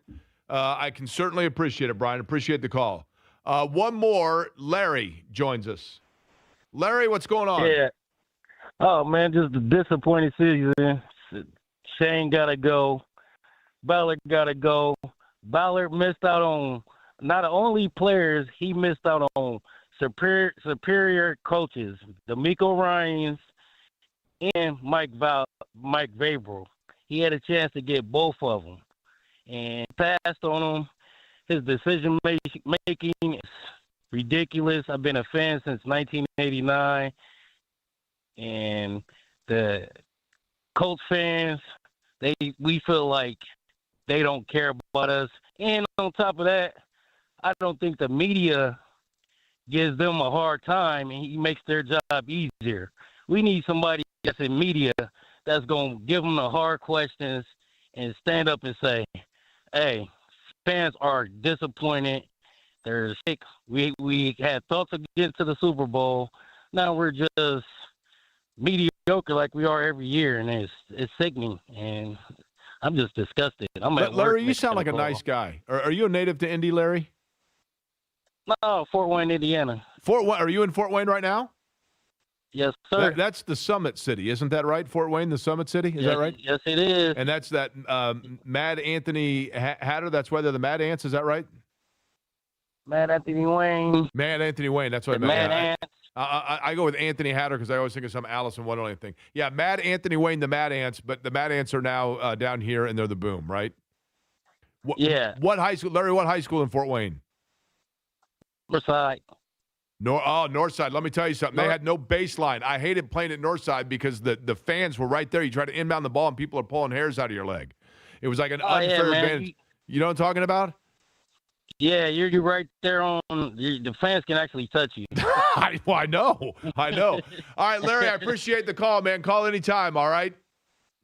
All right, thank you. Keep it real up in the fort. I turn around. We're in our new studios here. And I look over, and here himself is Father Christmas, who usually is handing out toys to kids. And today it's Pacer tickets, I believe. Amp Harris is here in the building. Amp, how are you? Life is beautiful, man. Happy New Year to you and your new digs, man. I like this. So let's first, I want to get to this because we had you on beforehand. How did things go in terms of brightening Christmas for some kids? It was absolutely amazing, man. And I appreciate you for giving me the opportunity to get the information out there to our community. It's the Amp Harris and Reggie Wayne Put a Smile on a Child's Face for Christmas toy giveaway is what Jake is talking about, that we host at the Indianapolis Motor Speedway. And we served over like 400, it was close to 500 families that we served and like 1,100 kids. 1,100 kids this year. Yeah, it gets bigger every year, right? Yeah. You originally said 1,000, and then it became 1,100, right? 1,200 next year? Yeah. I mean, well, we had 1,200 that registered. And I put a limit on it because, you know, that's a lot of work. We're there literally, and shout out to the Indianapolis Motor Speedway, man, and the generosity that they show me and my foundation. But we're there for 2 weeks prepping and putting it all together. And we're there like literally like it's a job, 8 hours a day for 2 weeks. And you gave out Pacer tickets today, right? So we gave out Pacer tickets today. As part of that, I had some overages. And typically what I like to do is, you know, I got to shout out to Pacers Sports and Entertainment. But the overages is what I do in the new year. The first season, the first game, typically first or second game of the new year, we give out tickets. And so today we gave out like 400 tickets in front of the radio station to families of 4 to go see the Pacers play the Cleveland Cavaliers tomorrow night. Tomorrow night at the Fieldhouse, Pacers and Cavs. I knew it because I pulled in, and the line was wrapped around like down to halfway down past the library, right? Yeah, we started at 12, but people got in line, and it shows the energy that people still have about the Pacers. And it's funny, we're talking about the Colts, and, people are up in arms talking about Chris Ballard and Shane. And, I think Indianapolis as a whole, we've gotten spoiled. We got spoiled with the Pacers the last 2 years. We've gotten spoiled with the Colts. And, sometimes we don't look at it. And for me, Jake, and you know this personally, I'm so involved in both organizations, with the organization as well as the players. So, if you don't mind, like when they talk about Shane and Chris, like when we were 8-2, 7-1 or 7-2, whatever it was, 8-2, everybody was keep Shane, and Chris is doing an amazing job. But are you a Fairweather fan or you're a Colts fan? I think the thing, and I understand it, and I'm not saying that I'm playing devil's advocate here. Right. It was the body of work going into that year, right, and the totality of it. I mean, that's where. And in the Pacers side of things, you're right, because the Pacers, you look at it and you go, okay, well, they're not playing well, but it's because of injuries. So why does that stick with one franchise, not the other? I think for the Pacers, it's because of just where they just were, and now we understand how much that glue guy in Halliburton is. And then, Toppin not being there, Neesmith not being there. And then I also think to myself, okay, are they now like juggling this to make sure and secure that they get a top 5 pick? That discussion for another time. But you got time to stick around real quick? Yeah, for sure. All right, we'll take a quick recess. We'll come back. Ann Paris is in the studio with us. Carlie Irsay-Gordon coming up, 2 o'clock hour. We will carry it for you live. Even a short drive can take a wrong turn. Accidents happen. When it happens, hire Hensley. Call Hensley Legal Group at 888-HENSLEY or visit hirehensley.com. The choice of a lawyer is an important decision and should not be based solely on advertising. From military life to a rewarding career in IT, kickstart your new journey in a matter of months in the fields of IT and cybersecurity, including AI. Learn more at mycomputercareer.edu/CWP. Financial aid is available for qualified students, including VA benefits. The following is a district-wide service announcement from the District Tap. The District Tap. Craft beer on tap and damn good food. Wait, hey, can we say that? Damn good food? Yes, I'm told that damn good food is totally acceptable. Go ahead and pick it up from there. The District Tap. Craft beer on tap and damn good food. And don't get me started on all the sports at the tap. Over 60 big f***ing screens with as much NFL and collegiate football action as you can handle. Weeknight matchups? Yeah, we have weeknight games. Looking for a spot downtown to catch that game? Get your f***ing ass over to our new downtown location at the corner of Georgia Street and Meridian. Game on at the District Tap. How's that? Fantastic. The District Tap. Craft beer on tap and damn good food. North at 82nd Street, just east of Keystone at the Crossing, and downtown at the corner of Georgia Street and Meridian. Online at thedistricttap.com. My husband's an animal in bed. Well, Not in the fun way. Think warthog. With a chainsaw. Snoring and sleep apnea affect over 90 million people, and 1 out of 4 couples sleep in separate rooms. Advent can help. We've been your one-stop solution for nasal congestion, snoring, and sleep apnea for over 20 years. Unlike many other practices, we focus exclusively on these conditions, so you get comprehensive care under one roof. Advent's unique approach can help you breathe and sleep better, and many avoid a CPAP. Plus, most insurance is accepted for our effective 20-minute in-office treatments. Hey, the only animal you want in your bed is your dog. Advent. Sleep better. Sleep together. Learn how you can improve your life at adventknows.com. JMV here for my friends John and Chris Love at Love Heating and Air Conditioning. Make sure your home is cozy and comfortable during these icy cold winter months. Need heating service? Tell them JMV sent you. If a repair is needed, Love will waive the $95 service fee. And should you need a new furnace, Love is a Heil Heating and Cooling dealer. Call Love today, 317-353-2141. Let Love and Heil take care of your home today, 317-353-2141. Tell them JMV sent you. Is the water your family drinks and uses truly high quality? If you've noticed a bad taste, a musty odor, rust stains, or hard water, call C&J Water. C&J is offering a free water analysis to ensure your water is the best it can be. A C&J expert will visit your home at a time that works for you to analyze your city or well water and answer any questions. The visit only takes about 30 to 45 minutes. Schedule your free water analysis now. Visit cnjwater.com or call 317-733-SOFT today. Visit ZeroResIndy.com. 3 rooms starting at $119 plus a free hallway. Take 15% off regularly priced services. Again, call 317-388-5141. Tell them the fan sent you.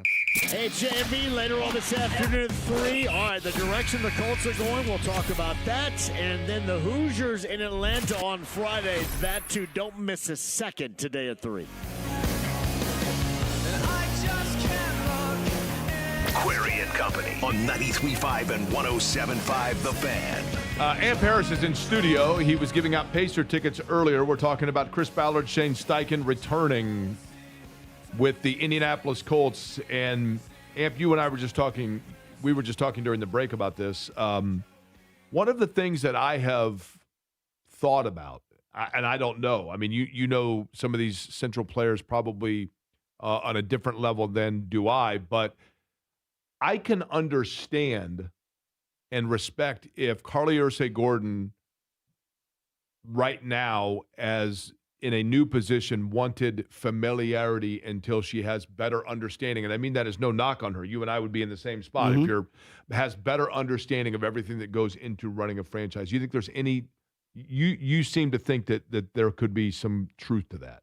I think it's truth with anybody that walks into a new situation, especially the way that Carlie was presented with this unexpectedly. You got to think about the familiarity is really important. So imagine if you, to the way the fans would say, just clean house and get rid of everybody. So then you have a new owner. Then that new owner has to come in with a new coach, new general manager, completely new system. And based off of the way that our season started, why would one think that we couldn't duplicate that and replicate that minus the injuries? Where would we be? We know we would be in the playoffs minus Daniel Jones going down. I mean, you think about the injuries and the way that they happened. Do you think Jones in totality of season was going to be the player that he started out? Or did we buy into a little bit of a Superman that was starting to come down to where still a good player, but not to the level that we saw in, like, say, weeks 1 through 6? No, what I think is the system worked for him. I think when notably Shane Steichen, right? Absolutely. I mean, He's a quarterback coach, and it's not. And I'm gonna say this because I've been having these kind of conversations with players and different people. It's not an indictment against Anthony Richardson, but when you think about the system that Shane built, I think Daniel Jones was built better for that system than Anthony Richardson was. Okay, showcasing which aspect? First and foremost, up top. The mental capacity, once it's like the Michael Jordan theory, at some point, the game is 90% mental, 10% physical. Anthony Richardson, it was 90% physical, 10% mental. Right. Now, by that, do you mean that in your estimation, Anthony Richardson, and this is not meant as a knock, the lack of intellectual capability to quickly process, or the overall just maturity of understanding? I think it's a combination of the two. And again, it's not just. And there are veteran quarterbacks who've been around a long time that never grasp the intellectual. So that's not to say he's not an intellectual guy. It's to say football intellect is not there yet. Yeah, and I mean, you got to think about it. That comes with years of experience. That comes with coaching. That comes with this kid basically played 2 years of organized football at that level. So you can't expect, was he given too much too soon? That was always my thing. Right. Like, they handed him the keys right away, right? Right out the gate. Yeah. So we don't know what we were built. And that's what I'm saying when you think about Carlie and what she has to deal with for next season. Do you walk into a situation and you just make all of these subtle changes? It would be one thing if we started the season 2-8. Then I understand, okay, blow it all up. But you could see the promise in what this team can do. Is it fair to say that a quality general manager would have had depth at positions to sustain the injuries they had. You know what's so crazy? I kid you not. I think that is not just a situation. It's almost like an Indiana thing in sports with me. I think the Pacers suffer from the same thing. You have backup players that are similar to the starters. There is no shift in when you change a backup to the starter. For example, when Allen Iverson was who he was, we know the style of play that he plays with, reckless abandonment. But then when they needed to slow the game down based on playing a more polished team, Eric Snow got the ball. Right. We didn't have that. We went in from the coach perspective. I thought, and Reggie and I would have these conversations as well as other players. So I got a little bit, when we're talking about the defensive side of the ball, I could ask Robert Mathis and Dwight Freeney, like, why did this particular lineman, this safety or this cornerback or this D lineman, why did he take that route? And so I can get that institutional knowledge, but being around the game as long as I have, and that's why I said from a business side, we operate off emotions as fans. So the first thing we do is, it's not going our way, blow it up. But 8-2, everybody was like, Colts.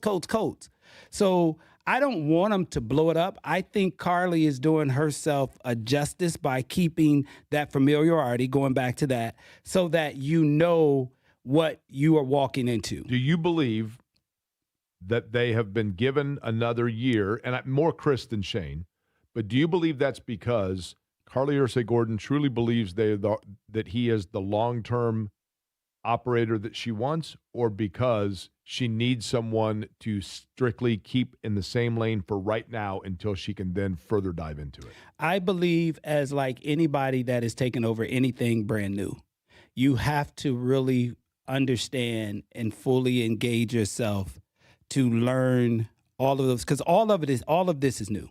Going 8-2 was new for her. The energy that the nation was given and putting around our team, when you think about our running back, at one point he was an MVP candidate, then all of a sudden nobody's talking about him anymore. All of it is an adjustment period. And I don't know if we have the infrastructure in the players, I think we have the coaching staff to get us where we need to go. I think, player-wise, do we have the players at all of those positions? Who, again, going to Daniel Jones, he was the best available when we got him. So we didn't know what we were. And he's the best available in free agents this year, too. I mean, absolutely, realistically but it's speaking, right? All based off of right. how he started the season at 8-2. So I think this year, you chalk this up. We walked into a thing that, listening to your show every day, no one expected the Colts to go 8-2. Right. No one. That's correct. Not if someone would tell me, other than the people that work off of 56 in Lafayette Road, they're the only ones. And even if you put truth serum in them, Amp. Okay. Lastly, before we let you run here, I want it right now. Amp Harris, you ready? Super Bowl this year is boom. Philadelphia Eagles. I like that pick. I think coming out of the East is New England. Okay. Jacksonville? No. I think Jacksonville. New England is good. Drake May's really good. Nobody talks about Drake May's really good. He's very, very good. Playing in an amazing system. You're right. They have very good. All of their key players, and they have a coach similar to Shane who is still learning his way. And they got a general manager that, he didn't expect this. They'll take it, though, right? Of course. We'll take 8-2. We won't take the bottom end of the season. Lots of people will be at the Pacers game tomorrow night against the Cleveland Cavaliers, courtesy of AMP, just like the 1,100 kids that benefited from his charitable work at Christmas time as well. Always good seeing you, AMP. Appreciate it. Thank you, man. Go Colts, go Pacers all day, every day. AMP Harris joining us. And Hoosiers. And Hoosiers. Speaking of that, something that happened that I told you about back in the into the summer, and why it tells you exactly where Indiana is right now. I'll get back into that next. JMV here. If I want to, I can. Parted down the middle, feathered on the side, Thanks to WeGrowHairIndy.com. Back in the 1980s, that's how I did it. We called it the Alford. Today, thanks to WeGrowHairIndy.com or 317-522-2995, I got my hair back, and I can do it all over again. The hair that I want, the hair that I got. Thanks to We Grow Hair Indy. 317-522-2995. Ask for Darren Andrews at WeGrowHairIndy.com today. Window Nation customers have been singing our praises for years. With fast, local service and a 96% customer satisfaction rating, the highest in the industry, it's no wonder. Here are real stories, real results from satisfied Window Nation customers. I researched window companies for the last year to see what the average prices were and the quality of work. Window Nation nailed both. Our Window Nation consultant, Daniel, was a 10 out of 10. They would not give up until they designed windows with safe, pure, and efficient material. Window Nation is amazing, legit, and affordable. Window Nation's highly durable, energy-efficient, customizable windows are built to last a lifetime. Right now, get 4 windows free with every 4 you buy, plus no interest for 2 years. But hurry, this offer ends soon. Schedule a fast in-home free estimate now. Call 866-90-NATION or visit windownation.com. That's 866-90-NATION. 866-90-NATION. Hey, this is Lisa Stofan. Heard the Mark Patrick weight loss hypnosis hype? Well, I attended because my father stopped smoking with hypnosis. Hypnosis eliminated my desire for soda and fast food, made me want to exercise, and I lost 60 pounds in 6 months. My energy level exploded. I went to another session to deal with some other problem foods, and I lost another 10 pounds. In fact, I brought my husband, and he lost weight, and his cholesterol and blood pressure improved.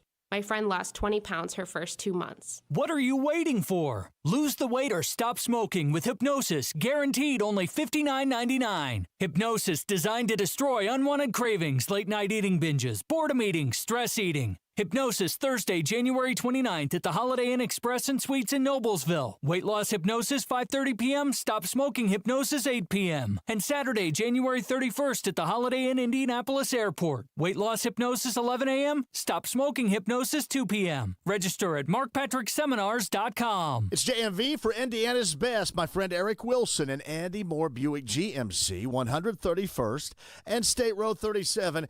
It's in Fisher's. Check it out right now. The GMC Acadia, good for you, the family, and the friends of the family. Inventory, car buying experience, service after the sale, the absolute best. It's one-stop shopping. Ask for Eric Wilson and head to Andy Moore Buick GMC, 131st and State Road 37 in Fishers. Hey, this is Spencer Thompson at Thompson Furniture and Mattress in Columbus. Here are just a few hot buys going on in January. Lift chairs starting at $5.99. Lazy Boy recliners starting at $4.99. Queen Tempur-Pedic mattresses, $71 per month. Smith Brothers sofas, $18.99. Up to 25% off all outdoor furniture. Reclining sofas starting at $6.99. Sale ends Monday. Free delivery. Thompson Furniture and Mattress in Columbus. If you're watching football this weekend, you know how it goes. Somebody's always hungry by the first quarter. So call Pizza Hut and get the Big New Yorker for just $10. Our biggest pizza for the biggest games. These slices are huge, like use 2 hands and fold it huge. Feed your crew and order ahead at pizzahut.com or in the app. Pizza Hut! Ask for limited time offer. Prices, participation, and availability may vary. Additional charge for extra toppings, max 3 and extra cheese. Taxes, tip, and delivery fee not included. From the DriveHubler.com studios, this is 93.5 and 107.5 The Fan. WIBC HD2, HD3, Indianapolis. The Butler Bulldogs play host to the St. John's Red Storm tomorrow evening at 6:30 on FM 92.7 Fuego.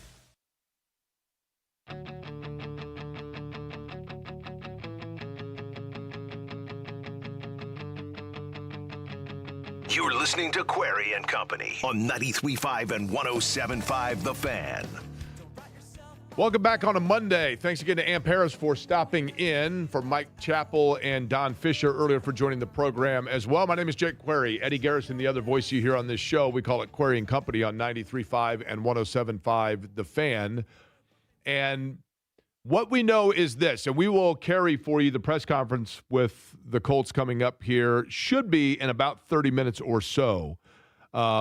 and see what is said about Chris Ballard, Shane Steichen returning. That much we knew, and we knew that very shortly after the game yesterday. But one of the things that I think is the bone of contention that people have about the Colts, and, you know, you heard Amp and I talking about it. It is true that right now, and you heard me say in talking about the Pacers and the Colts in the comparison, and maybe it's unfair to make, but, you know, the Pacers had that situation years ago where they had Miles Turner and Domas Sabonis, and they were going to play differently than other people, and they're going to play in the low block, and Turner and Sabonis, and they're going to make this work with Turner and Sabonis. And they revisited that, you know, a couple of times, and you wondered what direction they were going. And then finally one day they said, you know what? We've just got to rip this Band-Aid and do something different and go in another direction. And they made the trade to acquire Tyrese Halliburton. And then when they did so, and they drafted Andrew Nembhard, and they went younger, and at that point, Kevin Pritchard and Rick Carlisle, you know, they basically said to everyone, we are begging for your patience here because we know and we hope this is going to work, but we're going a little bit on a leap of faith in the fact that we needed to go in another direction.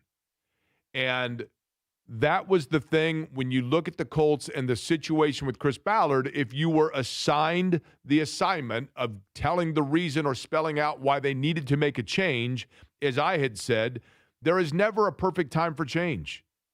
There's never, you know, hey, so is John finally going to break up with his girlfriend? Well, you know, it's a couple of weeks before her birthday, and so, you know, he wants to wait through that, and then it's close to Valentine's Day. You know, there's never a perfect time to make seismic change. And so you wondered going into it how much that did they need to just say we're just going to rip off this Band-Aid? But then on the other side of that, as Amp and I were talking about, is there some familiarity that goes into it with bringing back Chris Ballard and helping Carlie Irsay-Gordon through this process of the first year of a CEO and ownership and just inventorying and assessing everything that goes on with the franchise? And I was so focused on comparing perhaps the Pacers and the Colts and their two situations that right before me was another example of perhaps just sports anomaly and blueprint. And it goes back to the story I told earlier when it comes to Indiana football and the Indiana football team being the most unlikely of national semifinalists, a team that going into the season had lost more games than anybody in the history of Division I. And we all know, and we all are aware of the incredible story of this turnaround from Curt Signetti. But when you wonder about the fact of, is this a flash in the pan? Is this Dennis Erickson with Oregon State where it's like, oh my gosh, you know, they got Ocho Cinco and they're winning 11 games, and Oregon State, the Beavers, are like contending for Rose Bowl. Is it that, or is it, you know, Mark Few at Gonzaga, where all of a sudden, like, this program is built in this dynasty, even though they haven't won a title, but you get what I'm saying. And let me take you back to the story that I told earlier. If you look right now at where Indiana is, 2 wins from a national championship, and even if they don't get one of those 2 wins, it is remarkable what they've done. And if you wonder if Indiana is a Johnny-come-lately that is then going to turn around and fade right back into oblivion, let me remind you of this. Fernando Mendoza won the Heisman Trophy. He's going to be an NFL quarterback. Josh Hoover is the nation's leading passer at TCU, and guess what? Transfer portal to Indiana. How soon until we get the Hoovers? Nice, Eddie. Look at the big brain on the big melon on Eddie. Should I trademark that or Look copyright at that. it? You should, man. Trademarking is a complete hassle, though, I can tell you that. Although I have attorneys now that can, I'm chasing down some people using the Why Not Indiana, illegally, mind you. Nick Marsh, good receiver, Michigan State. Boom, Indiana. 8 players all told. Couple of defensive linemen from Kansas State, edge rusher out of Notre Dame, secondary help from Wisconsin, running back from Boston College. Indiana is loading up in the transfer portal, loading up. You know why? Because they were proactive. And let me explain. I told the story earlier about a friend of mine that went down to see Scott Dolson. Scott Dolson, same, a little bit older than I, but a lot of mutual friends from when we were at Indiana. Scott Dolson, who was on the morning show this morning here on this radio station. and the athletic director at Indiana University. And Scott Dolson knew. He was asked by the guys this morning, for example, about Pam Whitten, the president at Indiana, and this kind of new vision of emphasis they needed to put on football. And Indiana, typically and traditionally a basketball school, but is that changing now? Listen to what he says at the end here about football and Indiana in the landscape of college athletics. Honestly, during that really early in that first conversation with her, and it was just so impressive because she, obviously she's got a massive job, and there's so many things that are in so many ways more important than athletics. But at the same time, she gets it and she understands what athletics can do for the overall university, the community. And so right away during that first conversation, she said, hey, we're going to be everything we do. We're going to try to be excellent and go to the highest levels, and that includes football. And we just started a conversation about what's that look like? What can we do? And she asked me to put together a plan to really get football to a consistent level. But without that, and her really saying to me, hey, I support that. Let's figure this out. Coach Sig wouldn't be here. We wouldn't be having this conversation. So it does really start with her and her vision.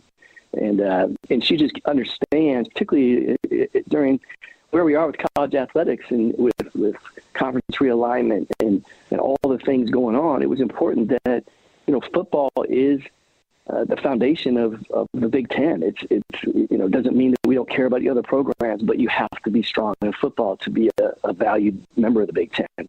Football's the breadwinner, and Indiana knows it. And Curt Signetti knows that, obviously. He's a football coach, but it's about preparation. For example, a friend of mine went down to see Scott Dolson at the end of the summer just to catch up, shoot the bull, stop by and see him in his office. They're old college buddies. And as he's sitting there in Dolson's office, I told this story earlier, Curt Signetti walked in. Oh, hey, Coach, how you doing? Meet my buddy. Hey, this is Coach Signetti. How you doing? Signetti looks at Dolson. I don't mean to interrupt. You'd asked me for this earlier today, so here you go. And hands him a sheet. Walks out. Dolson looks at my buddy and goes, that's unbelievable. My buddy says, what do you mean? He said, this guy's here at like 5 o'clock every morning watching tape constantly. When Dolson wanted to talk to him about an extension a month ago or so, he walked in and Signetti's like, I'm watching tape right now. Talk to my agent. Do whatever. And that was how it worked out. He said, I walked in and I said, listen, I want to know right now as we're getting set to start the 2025 college football season. I want to start getting an idea as to what we're going to look at the transfer portal. And I know that not every player is going to enter the portal. And I know that we're not going to talk to players that aren't in the portal. But can you give me a list at some point of 50 players that you think or you hear are likely going to be in the portal at the end of the season? 50 players. And also, what from a budgetary standpoint you think in NIL they're going to be looking for. Now, Signetti walks in at like 10:30 in the morning, and while my buddy is sitting there in Dolson's office, and hands Dolson this sheet. And Dolson says, I expected that a month from now. And he already had the list. He didn't even have to go out and research it. He just had to polish it, spell check it, because Curt Signetti already had the list. And it's preparation. It's being proactive. And there's another example in this market of what I think the Colts, for example, can look towards. And it's not even in football, but it's in basketball and another program in this market that we talk about. And I'll tell you about that next, and we'll go out to West 56th in just under 20. Get ready to hoop. It's back. Time to try your skills at Axel's Garage this Thursday with the fans' very own Jake Query from 5 to 7 p.m. with Michelob Ultra's Mini Hoops Challenge. Michelob Ultra Mini Hoops Challenge gives you a chance to win a Michelob Ultra basketball jersey and punch your ticket to the Mini Hoops Finals, where a trip to see Indiana versus Milwaukee in Milwaukee on February 6th is on the line, complete with a hotel gift card and $100 Visa gift card. Visit 1075thefan.com today to see all the locations and details. Indiana Tech gave these grads more than just a degree. It gave them a future. I earned a master's degree in organizational leadership and the opportunity to serve others. I earned a degree that helped me get promoted at a great company and become the first college graduate in my family. I earned an engineering degree that taught me to succeed in technical roles and in life. I got the chance to work for a professional sports team with a winning experience thanks to flexible online classes. With personalized support to help you succeed, over 100 high-quality career-focused certificates and degrees in in-demand fields like business, healthcare, criminal justice, information technology, cybersecurity, and more. Indiana Tech doesn't just give you a degree, it gives you the opportunity of a lifetime. Learn more about what Indiana Tech can do for your future at online.indianatech.edu. Registration for the next class session ends January 9th. The following is a district-wide service announcement from the District Tap. The District Tap. Craft beer on tap and damn good food. Wait, hey, can we say that? Damn good food? Yes, I'm told that damn good food is totally acceptable. Go ahead and pick it up from there. The District Tap. Craft beer on tap and damn good food. And don't get me started on all the sports at the tap. Over 60 big-ass f***ing screens with as much NFL and collegiate football action as you can handle. Weeknight matchups? Yeah, we have weeknight games. Looking for a spot downtown to catch that game? Get your f***ing ass over to our new downtown location at the corner of Georgia Street and Meridian. Game on at the District Tap. How's that? Fan-tastic. The District Tap. Craft beer on tap and damn good food. North at 82nd Street, just east of Keystone at the Crossing, and downtown at the corner of Georgia Street and Meridian. Online at thedistricttap.com. Without an Advent clinic nearby, people suffering needlessly from chronic nasal congestion and sinus infections would be stuck with either Band-Aid or Sledgehammer solutions. Band-Aids are pills or nasal sprays, and they're not true solutions. Surgery is a sledgehammer, and that's what we're trying to avoid. Because most people don't need surgery for nose and sinus issues, nor do they want a 14-day recovery. Our unique Advent approach can, in 20 minutes in our office, open your blocked nose for good, with only 1-day recovery. I'm Advent founder Dr. Kandula. Outside of Advent's four walls, invasive surgery is what they'll recommend. But here you will find effective and convenient in-office solutions to help you stop the need for Band-Aids and avoid the sledgehammer. Go to adventknows.com to schedule your appointment, because Advent knows when you breathe well, you live better.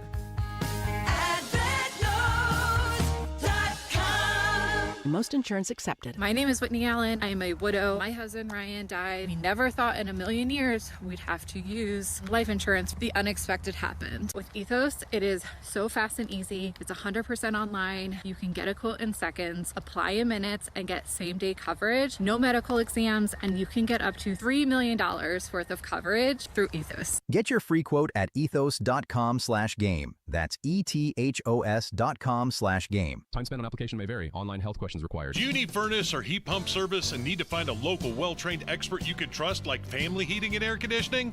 We'll find that American Standard air dealer at IndyHomeComfort.com. 93.5 and 107.5 The Fan. Your home for Indy sports. Now with even more ways to listen. Listen on air. Online at 1075thefan.com. And on our free app. Stay connected to all things Indy sports, including the latest news, show blogs, and catch up on what you've missed with our podcast. We're never more than just a click away. Download our app at Google Play and on the App Store. From your home for Indy sports. 93.5 and 107.5 The Fan. This is Query and Company on 93.5 and 107.5 The Fan. In talking about the Colts, Chris Ballard, Shane Steichen back.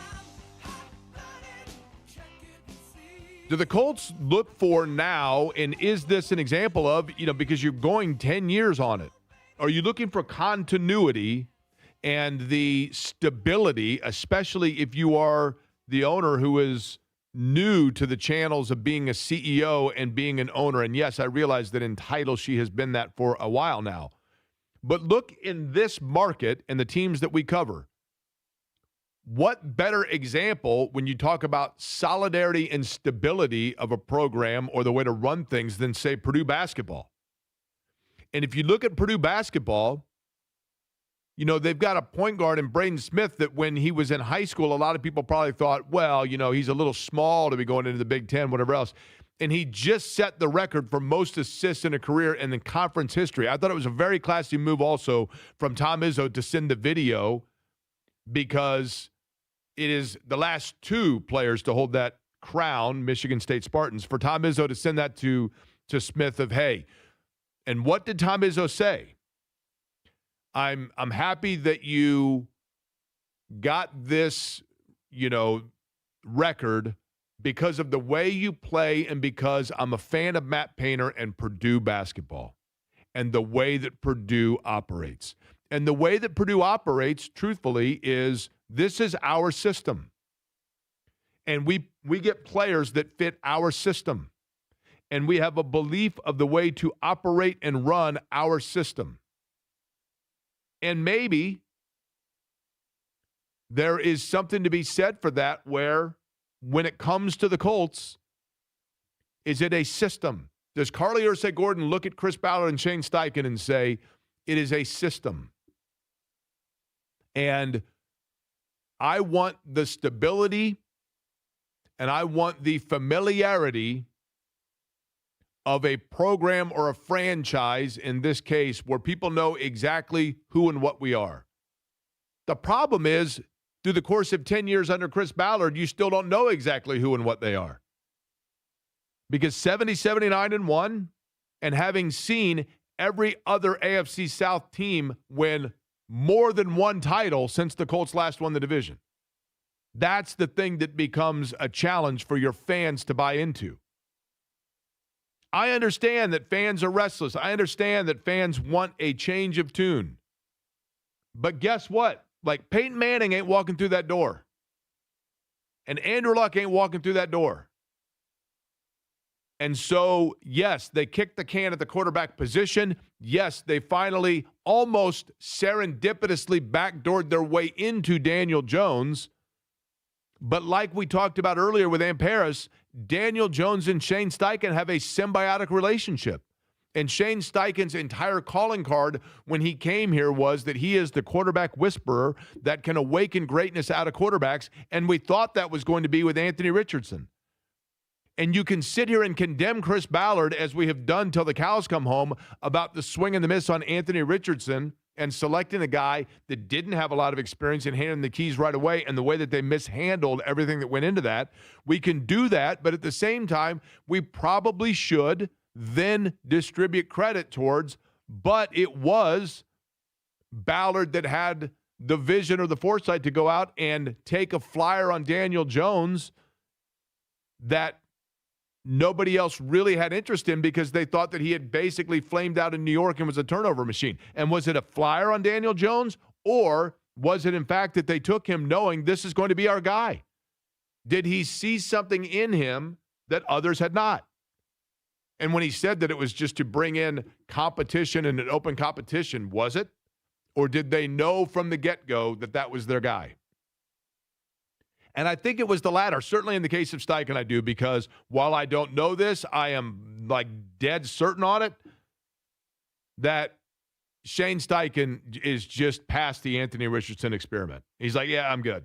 The helmet tap, everything else that went into it, I just think, and I do think that there is a complexity. I think that Steichen's offense, part of what makes Steichen's offense work is listen to Shane Steichen in press conferences. Listen to him answer questions. Well, he speaks very fast. He's got a lot of things he just goes to, and he says every time, we just fought like crazy. We got things we got to clean up, just all football. I'm a football guy. Just go out there and, guys, and it starts with me, right? It starts with me, and, 500, we got to do better, but, we're going to clean things up, and we're just going to go out there and fight like crazy. It's very programmed. Boom, boom, boom, and it's fast. And I think that his offense is set the same way. It's programmed to be fast. And Daniel Jones, when he drops back, yes, you have Tyler Warren there now that's like that safety net player, but the offense is designed for the quarterback to quickly go through his progressions and his reads. And one of those is to say, clean it up. And one of those is to say, fight like crazy. And one of those is to say, I got to do better. But he can rapid fire them, right? And I think that his system is set for a quarterback to do the same thing. and he just feels better with a quarterback that he feels like has, and I'm not going to say the intellect, the experience to have that vision and then know when to tuck and run, and Jones is that guy. All right, we'll try to get you out to West 56th Street. As soon as that happens, Carlie Irsay-Gordon will be addressing the media, and we'll carry it live. Have you played Cash Pop from the Hoosier Lottery? It's Indiana's newest draw game, and it's poppin'. Match just one number from 1 to 15 to win. Tickets start at $1. Prizes start at $5. Visit HoosierLottery.com.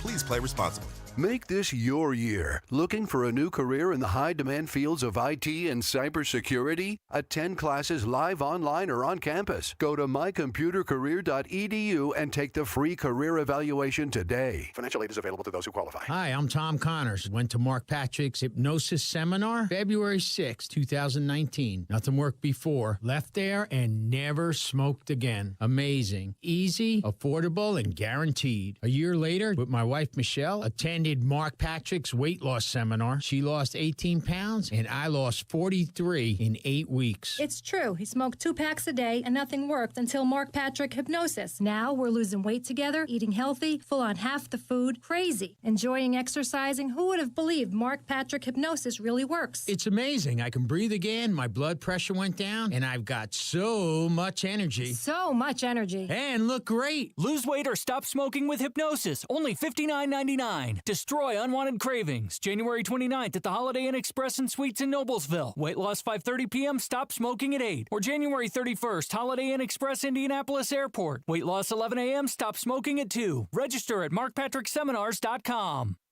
Hey there, Jake Query for Game Day Men's Health. Game Day, new to Indianapolis, but I'll tell you what, guys, especially if you're over the age of 40, you're going to love it because Game Day Men's Health, locally owned and operated, but they have 400 clinics in terms of nationwide, the industry leader in things like testosterone replacement, ED treatments, and, of course, peptide therapies. Guys, maybe it's the energy level that's low. Maybe you've been thinking about it and you think to yourself, you know what, though, I want to go to somebody reputable. That's what I love about Game Day Men's Health because all of the prescriptions are from FDA approved pharmacies. FDA-approved pharmacies, that's the real key here, ensuring safety and, of course, the highest standard of care that takes place and a personalized care with folks that are from Indianapolis and are sports fans and want to make sure that you are, whether you're a weekend warrior or you just simply want to feel better, Game Day Men's Health has it there for you. Look for them online. GameDayMen'sHealth.com is the website. Again, 400 locations nationwide and now locally owned and operated. GameDayMen'sHealth.com. Jake from State Farm. I just beat my running PR, so I'm celebrating with the Banana Bonanza smoothie. Hey, and you can keep celebrating when you create an affordable price just for you by bundling your home and auto with the State Farm Personal Price Plan. Go bananas. I will. Hey, make it a large. Bundling, just another way to save with the Personal Price Plan. Like a good neighbor, State Farm is there. Prices are based on rating plans that vary by state. Coverage options are selected by the customer. Availability, amount of discounts and savings, and eligibility vary by state. Your favorite song shouldn't have to wait for Wi-Fi. Switch to Straight Talk and get real unlimited data on Verizon's 5G network. Straight Talk, available at straighttalk.com or Walmart. The Pacers are back at the field house to play the Cleveland Cavaliers. Tomorrow evening at 6:30 on 93.5 and 107.5 The Fan. Bust it.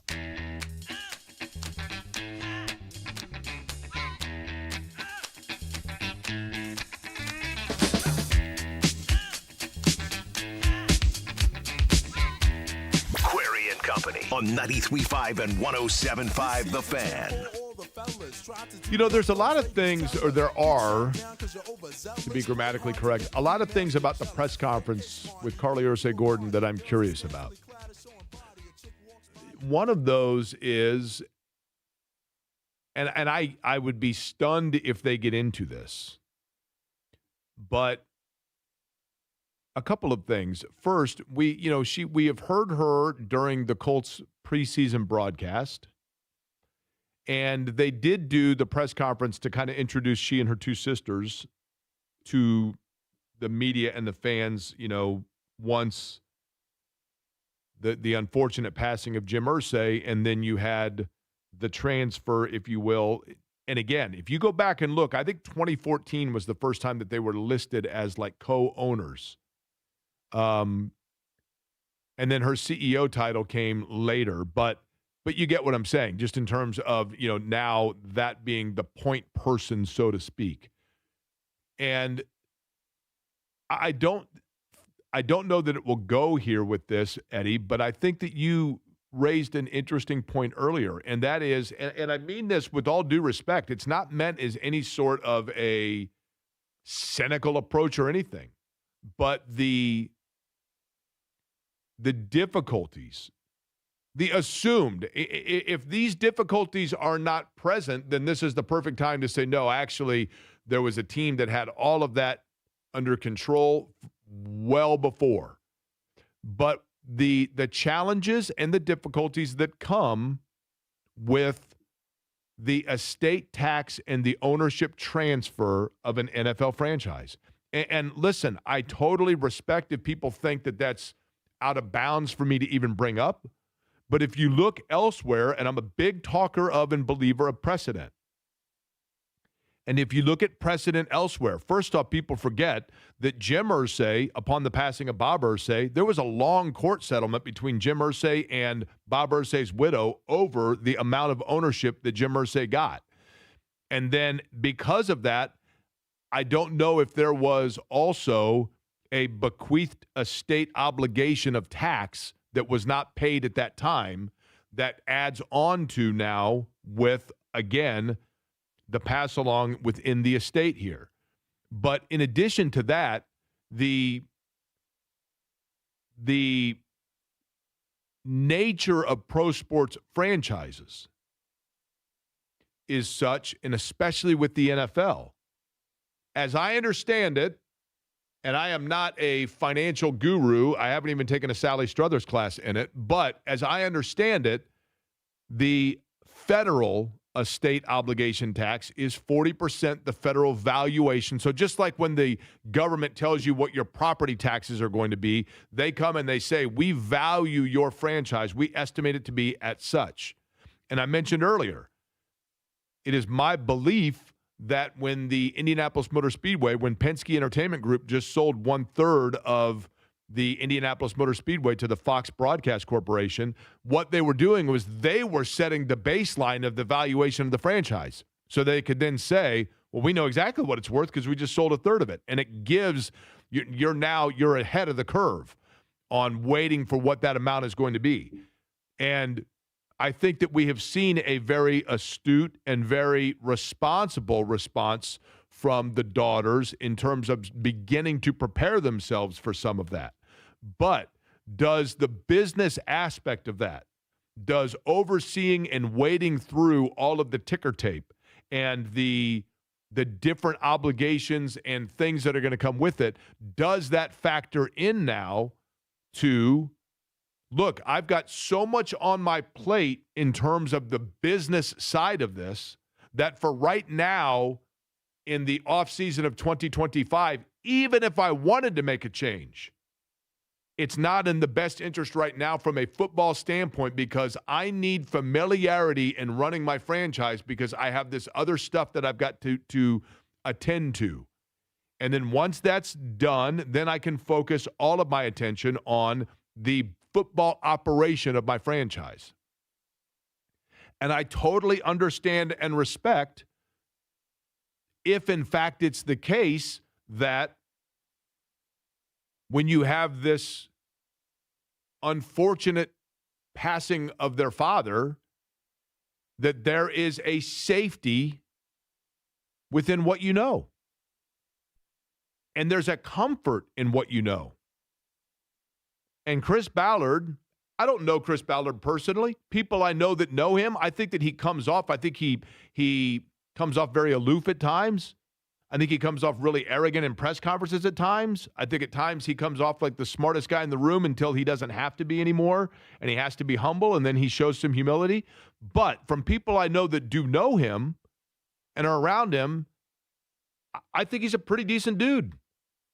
I think he's a good guy who means well to people and does well by people.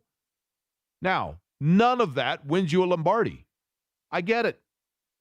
But I can understand and respect if Carlie Irsay-Gordon is looking at it and saying, I am an owner of a franchise going into uncharted territory that I'm not familiar with. Yes, I've been around it. I've had the headsets on. I get it. Yes, I watched my dad do this for a very long time. And even though I was born in Dallas because my dad was at SMU at the time, I moved to Indianapolis at the age of like 3 or 4 and was running around Hillcrest forever and went to Park Tudor. And I've been around it. And through osmosis alone, there are things you're going to know. But some things you don't truly ever know until you're there. And so, is that the reason? Or could it be that she looks at it and says, you know what? You, John Q. Public, see 70, 79, and 1. You see 10 years without a divisional title. You see a playoff win and like a playoff home game. But I see 8-2. I see a roster that in the middle of October, everywhere I turned, including on the midday show on our flagship station, The Fan, the guy was talking about how they had a really sound roster. I saw a quarterback that was playing very well and in step with my coach and Shane Steichen, and in doing so, for the first month and a half of the year, setting greatest show on turf level statistics. And a running back that was on his way to 1,500 yards and MVP discussion, and a tight end that's a rookie that we could slot anywhere. And I liked what I saw. I saw a roster. Maybe this is what she's saying. I saw a roster that looked like one that was in the upper echelon of the National Football League, and injuries came in the way. Now, as I mentioned earlier, other side of that would be my counterpoint. When Chris Ballard first took the job and was asked about Andrew Luck, who he inherited, one of the things that he famously or infamously said was, it's about more than just one guy. It's about more than just one guy. And I would have said the same thing. Because if I walked in as a first-time general manager and I looked at it and said, we got a quarterback on this team that realistically, probably, so long as we keep everything like hands on the wheel, I mean, we're going to go pretty far here. But I would want people to know that when that happens, I don't want everybody just saying that Andrew Luck was like so good that anybody could have driven this franchise. I would want people to know he's going to have supporting help. He's going to have an offensive line and receivers and a running back and a defense and everything else. I want people to know it's about more than just one guy. When we're hoisting that trophy, I want people to know that, yes, the quarterback is the guy that has to actually drive the car, but let's give some credit to the engineer here. That's what I would want. So I would say the same thing. I get it. But you can't say that, and then on the bookend of it, when you have a year that is going well, you can't come out and say, well, you know, everything was going great, but the quarterback got hurt. Because that's not valid if it's about more than just one guy. And that's where he painted himself in a corner a little bit. Even if it's true. And I think there probably is a lot of truth to that. Daniel Jones was clearly working in a way with Shane Steichen that was, as I keep saying, like this symbiotic relationship. Daniel Jones was the perfect execution of, you ever get those two friends? Usually it's like a married couple. They drive you crazy and it makes you sick because they like finish each other's sentences. They know each other so well. And it's kind of nauseating. But it's effective when it is a quarterback that is going out and is able to execute the exact vision of what it is that the head coach wants. And that's what you had. Now, there are question marks going forward beyond just that. Mooney Ward, wonderful player. And your heart goes out for him because he had personal loss with the loss of his daughter in San Francisco, and he just needed a new start. Totally understandable. Totally respectable. And I absolutely understand and respect any player that's had multiple concussions and then it causes them to question how long they want to do it and if they want to come back. And he said today earlier that his dad has told him to retire. How seriously his dad said that, I don't know. But he mentioned on numerous occasions that now he is continuing to have headaches. They come even easier after a contact than before. And he said a month ago that it's difficult for him to play when he doesn't have total clarity of thought. In that situation, does he come back? Does he say, that's it, I'm going to retire? Which is 100% understandable.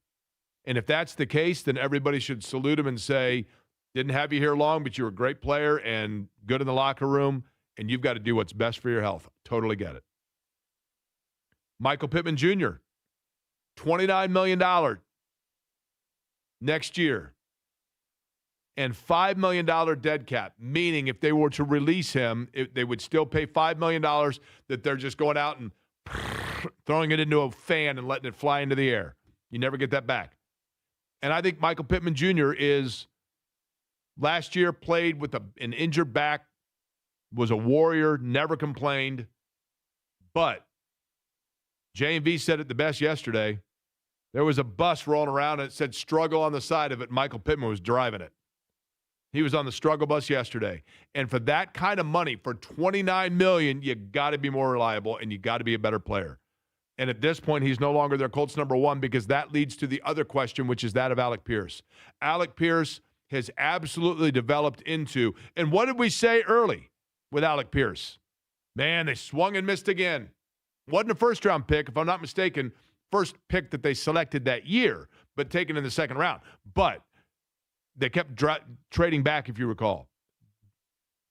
But has grown into not only a deep ball threat for the Colts, but a guy really that can catch the ball wherever it is that they want to put it. And he has developed. And now is probably going to fetch big-time money on the market. But he's an unrestricted free agent in March. They can tag him, and I would anticipate they probably will because you don't want that guy walking out the door. Yesterday, when he was talking about that completely bogus ejection, which was absurd, but when Alec Pierce was talking about it, he had a Freudian slip and said, man, I wanted more out of it. I'm paraphrasing. Wanted more out of my last game. What? Your last game? And I think he meant my last game of the season, knowing that their fate was sealed before going into the game. But immediately, bells and whistles and alarms go off. Holy cow, did Alec Pierce just Freudian slip into saying that he's not going to be back with the Colts? And then later, meaning today, he came out and said, look, if Daniel Jones is here, that's going to go a long way in me wanting to be here. Because what did he see earlier in his career?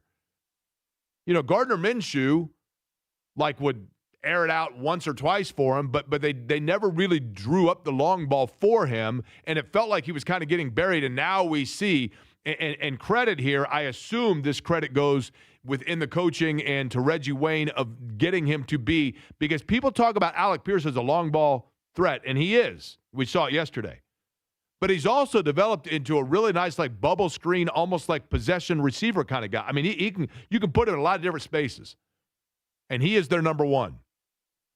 What happens now with him? Does he come back? I think if Daniel Jones is back, then that seems to be something that would be heading in that direction. And that leads to the other question now of Daniel Jones. Coming off of a devastating injury for many, maybe not for him. We saw with Aaron Rodgers, who's even older, how quickly it came back. But I think coffee enemas were involved in that. And I don't know that you want to go to Machu Picchu or wherever it is that he went to do that and get all into that. But nonetheless, Daniel Jones talked to Aaron Rodgers. It's kind of funny because he said, well, I talked to Aaron Rodgers when I had my injury and about his recovery. And he said something along the lines of there are little different situations. Yeah, maybe in terms of the treatment. But I think it's realistic that Daniel Jones could be in the mix for them taking reps at the beginning of camp, but I don't know that it's going to be at 100%. No one knows that. No one knows that. And then is Daniel Jones's mobility when that happens the same as it was pre-injury? We don't know that either, right? We don't. But I do think Jones will be back. And I think at this point, even though one game does not a season make, even though one half against starters does not a reliably make, I think we could probably safely analyze to the fact now at this point that Riley Leonard will at the very least be given the opportunity to compete for the backup situation to Daniel Jones. Are they comfortable and confident starting Riley Leonard for a game or two if Jones is not able to go? That's probably something that even the Colts themselves are thinking about heading into the offseason that they will have to then assess at Grand Park, because they may not know that answer just yet. They may still be saying, you know what, maybe they do go and get a veteran that's waived at the last minute, and you go through camp with Leonard as your number 2. The one thing I think we can probably safely say at this point is that Anthony Richardson next year will be taking snaps elsewhere. And you know what? If that's the case, then you would be happy for Anthony. It happens with guys. Daniel Jones is a good example. You've heard me say this a gabillion times on this program. Sometimes it's for guys, they get unfairly assessed based on how and where they were acquired. Alex Smith was the number 1 overall pick in the draft by the Niners, right? Didn't work out in San Francisco. Went to Kansas City and Washington, really solid player, nice player. But he was a nice player because where he was acquired and what was invested in him with those franchises, you got more than return on investment. But when he's the number 1 pick in the draft, or in the case of Anthony Richardson, a top 5 pick in a market that has been pining for that since Andrew Luck retired, then you get judged based on where it was and how you were acquired. Now, if Richardson goes elsewhere, he may go to a New Orleans or, insert name of team, the Raiders. He may go somewhere with a new coach, new system, and really develop. Anthony Richardson, sure, some of that might be on his maturity or lack thereof. But look at the background. Was Anthony Richardson, I think that there is a level of truth to the fact that Anthony Richardson had never really had, at no fault of his, when he was in high school. I told you I watched that documentary that followed him as a senior in high school. And he went to a high school that had no resources. I mean, they were canceling practices because it was raining and they didn't have an alternate field and the field was too muddy. I mean, and his coaches were really good guys that were trying to help kids get on the right path and just simply keep them off of the street and from tougher backgrounds. Really good guys, but I don't know that they were true football guys. It wasn't like Bryce Young that was going to a high school where he had 3 different footwork coaches and film sessions and all that. Anthony Richardson was going into a situation where he's out there and they were thrilled that he got the opportunity to go to the University of Florida, and he went there. And what did he start? 12 games, 15 games? I don't know that he ever was. I think that the Colts basically took the training wheels off for him and just said, all right, go.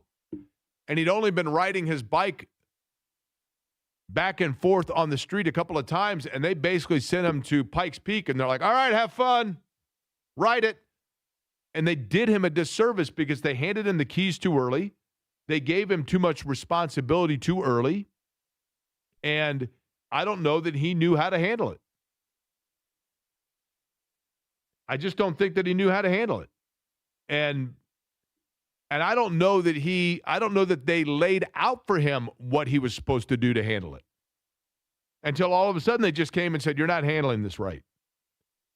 The helmet tap is the prime example. That helmet tap, you can say till the cows come home that that's the fault of Anthony Richardson. That he had to know better. And everybody who's played the game has said that. As the quarterback, you have to know better. But there's also an element of responsibility that falls on the Colts for not recognizing that he wouldn't know better. And giving him that level of responsibility and that level of autonomy that early was an error. It just was. And I don't think that you can necessarily put the blame and the onus 100% on Anthony Richardson. But as it stands right now for next season, what we know is this. General manager back, head coach back, quarterback likely back, talking about Daniel Jones. Corner in Mooney Ward, questionable. in terms of return. Understandably so. Wide receiver and Michael Pittman Jr., probably questionable to return. Even I think he knows that. And he insinuated that he knows that because of the price tag. $29 million. And especially if you know now, I mean, I'll put it to you this way. If you got to come up with a little extra cash to retain Alec Pierce and it comes at the cost of Michael Pittman Jr., you got to do it, right? You've got to do it. They have some good weapons on offense. They had a good offense this year when healthy. Braden Smith, probably a question there. DeForest Buckner, big question there. Because DeForest Buckner, based on his age, all that aside, if I'm DeForest Buckner, I'm looking at it and I'm saying, look, I came here via trade. And you know what DeForest Buckner did as soon as he came here? DeForest Buckner came here, and the first thing he did, he had that bike with the really big, weird front tire on it or whatever, and he bought it for his teammates, and he's been a quality guy and a leader, and he is led by DeForest Buckner has been a leader in terms of here is the guy that is coming from a franchise that is probably as well run as any in San Francisco, and he comes in here and he brought with him a professionalism that I think by example as a leader, he looked at his locker room and said, I know I'm the new guy in town, but I also bring an old brand of professionalism. And he's been everything that you could ask. Been a solid player, been a solid teammate, been a solid leader. But he also, not once but twice now, has had to leave the United States to go get stem cell treatments. And you wouldn't blame the guy at all if he said, you know what, in the time that I've been here and I've done all of that, you know what you delivered for me? The chance to play a playoff game. And I could totally see, with the amount of money that he's accumulated at this point, one of the things that I think you have to think about and respect with players is they get, I do it every year. Every year when I tune in for the Hall of Fame game, assuming they're playing it and they don't have that weird paint that was like coagulating. I never even heard the term coagulation before until the Colts were playing in the Hall of Fame game in Canton, and they're like, the game's been canceled because the paint in midfield is coagulating. Okay, new word, that's cool. But aside from that, the thing that I've noticed when I tune in for the Hall of Fame game is when they bring out Hall of Famers. And they bring these guys out, and you see it, players of years past. Now, I realize those guys were playing on different surfaces, and it was a totally different era. But when you see Earl Campbell come out, and he can barely walk, and you see guys come out, and you see how difficult it is for them to just walk out there and get their respective honor. I understand in that circumstance and in that case why they would then say, you know what, when it comes down to it, the second that I start getting some sort of an ailment that ain't going away, that's it. I totally understand it if they decide at that point that they want to walk away. Not walking away, but towards his J&V. He has arrived in studio, part of the crossover brought to you by the good guys at Love Heating and Air. Love-HVAC.com is the website. 317-353-3141 is the telephone number. Now, John, we thought that the press conference, we would be handing it off to you by the time it was complete. I guess I'll be doing it then, huh? But I don't think that Eddie has not yet begun, correct? I'll just do my impression of it. Go ahead. We're here to save a little cash, so we're going to do this thing again, and there's really not necessary, and the fans are going to be upset, but we're going to save a little bit of cash. By the way, I gave the wrong phone number there. 353-2141. Did I say 3141, Eddie? Sorry. 353-2141 is the telephone number for Love Heating and Air. You know, I've only been saying that every day for like 6 years. I don't know how I forgot it. But.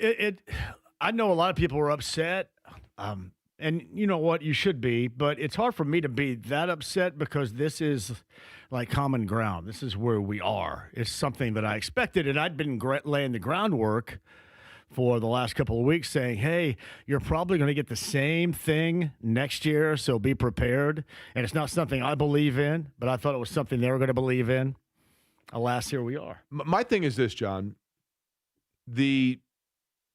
I think that there are, as Amp and I talked about earlier, and as I've been talking about over the course of today, there are understandable reasons why you would go one more year with it. I just simply want to hear which of those reasons is the one that she tapped into and rode with. Does that make sense? Yeah. Yeah. You know, I whether it's familiarity, whether it's just trust, I would understand that. Hey, you know what? This is a new venture, and I need a running mate here, you know? I think everybody that's against this, which would be most, has this argument, and it's overwhelming. Results. Or lack thereof. Totally. If we're here for results, we have been through every path, every avenue. You've started out bad, you've gotten better, gotten close, didn't end well. You've started out really good and then faded, injuries. Every excuse has been made, but still over the past 9 years, you have seen nothing but consistent lack of results. And if that's what truly matters, then you have to make a change. And that's why I've been so vehement about doing it. Otherwise, you're just trying to hang on, and then you're trying to explain as to why you are, and a lot of people are going to suggest maybe it is financial. You've talked about this before. I mean, you talk about NFL owners being the rich of the rich, and they're not. Kind of makes you wonder exactly in this case, you're going to hang on for one more year to Chris Ballard because you believe in him or because you don't want to pay him and then somebody else to do that job. Right. I mean, and I think, that could certainly be a factor, right? I mean, here's the other thing, John.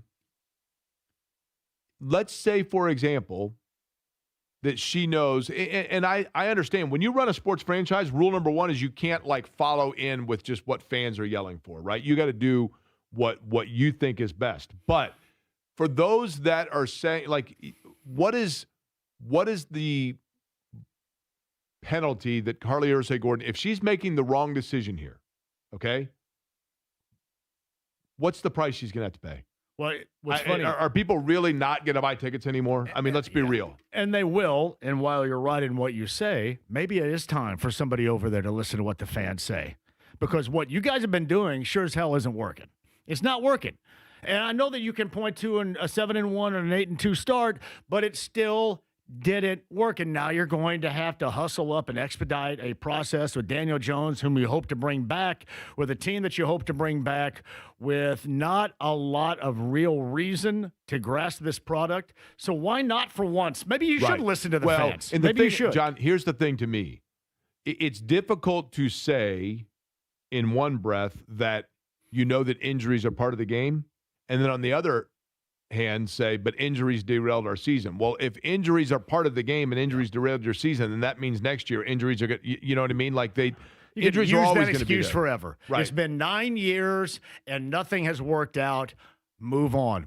Kick the can down the road without your general manager. Listen, I understand the whole Shane Steichen routine because you think you're going to be bringing back Daniel Jones. All right, I don't think he's anything great either, but I can understand that. But continuing to go with this version of decision-making, it's off-putting for fans, and it should be off-putting for fans given the results. If Daniel Jones is your quarterback next year, and I think he's going to be, assuming he's healthy, if he is, they better do nothing this offseason aside from while he's sitting there waiting for his Achilles to repair than to have him watch videos of teams blitzing because they're going to see a ton of it because Pittsburgh did that and that's where he got off kilter a little bit. He was very, very good to that point, and then it seemed to expose it just a little bit. Well, all right, they don't have to do anything because you don't have any number one picks. You don't have to go to the combine this year, do you? That's true. We don't have to, say John. Good. We're off hell, the hook. I don't have to go either. We're off the hook. Great. All right. Hell yeah. All right. John's up next. We will try to bring that press conference as soon as it gets underway as well. And I thank you for listening to Query & Company. Hey, this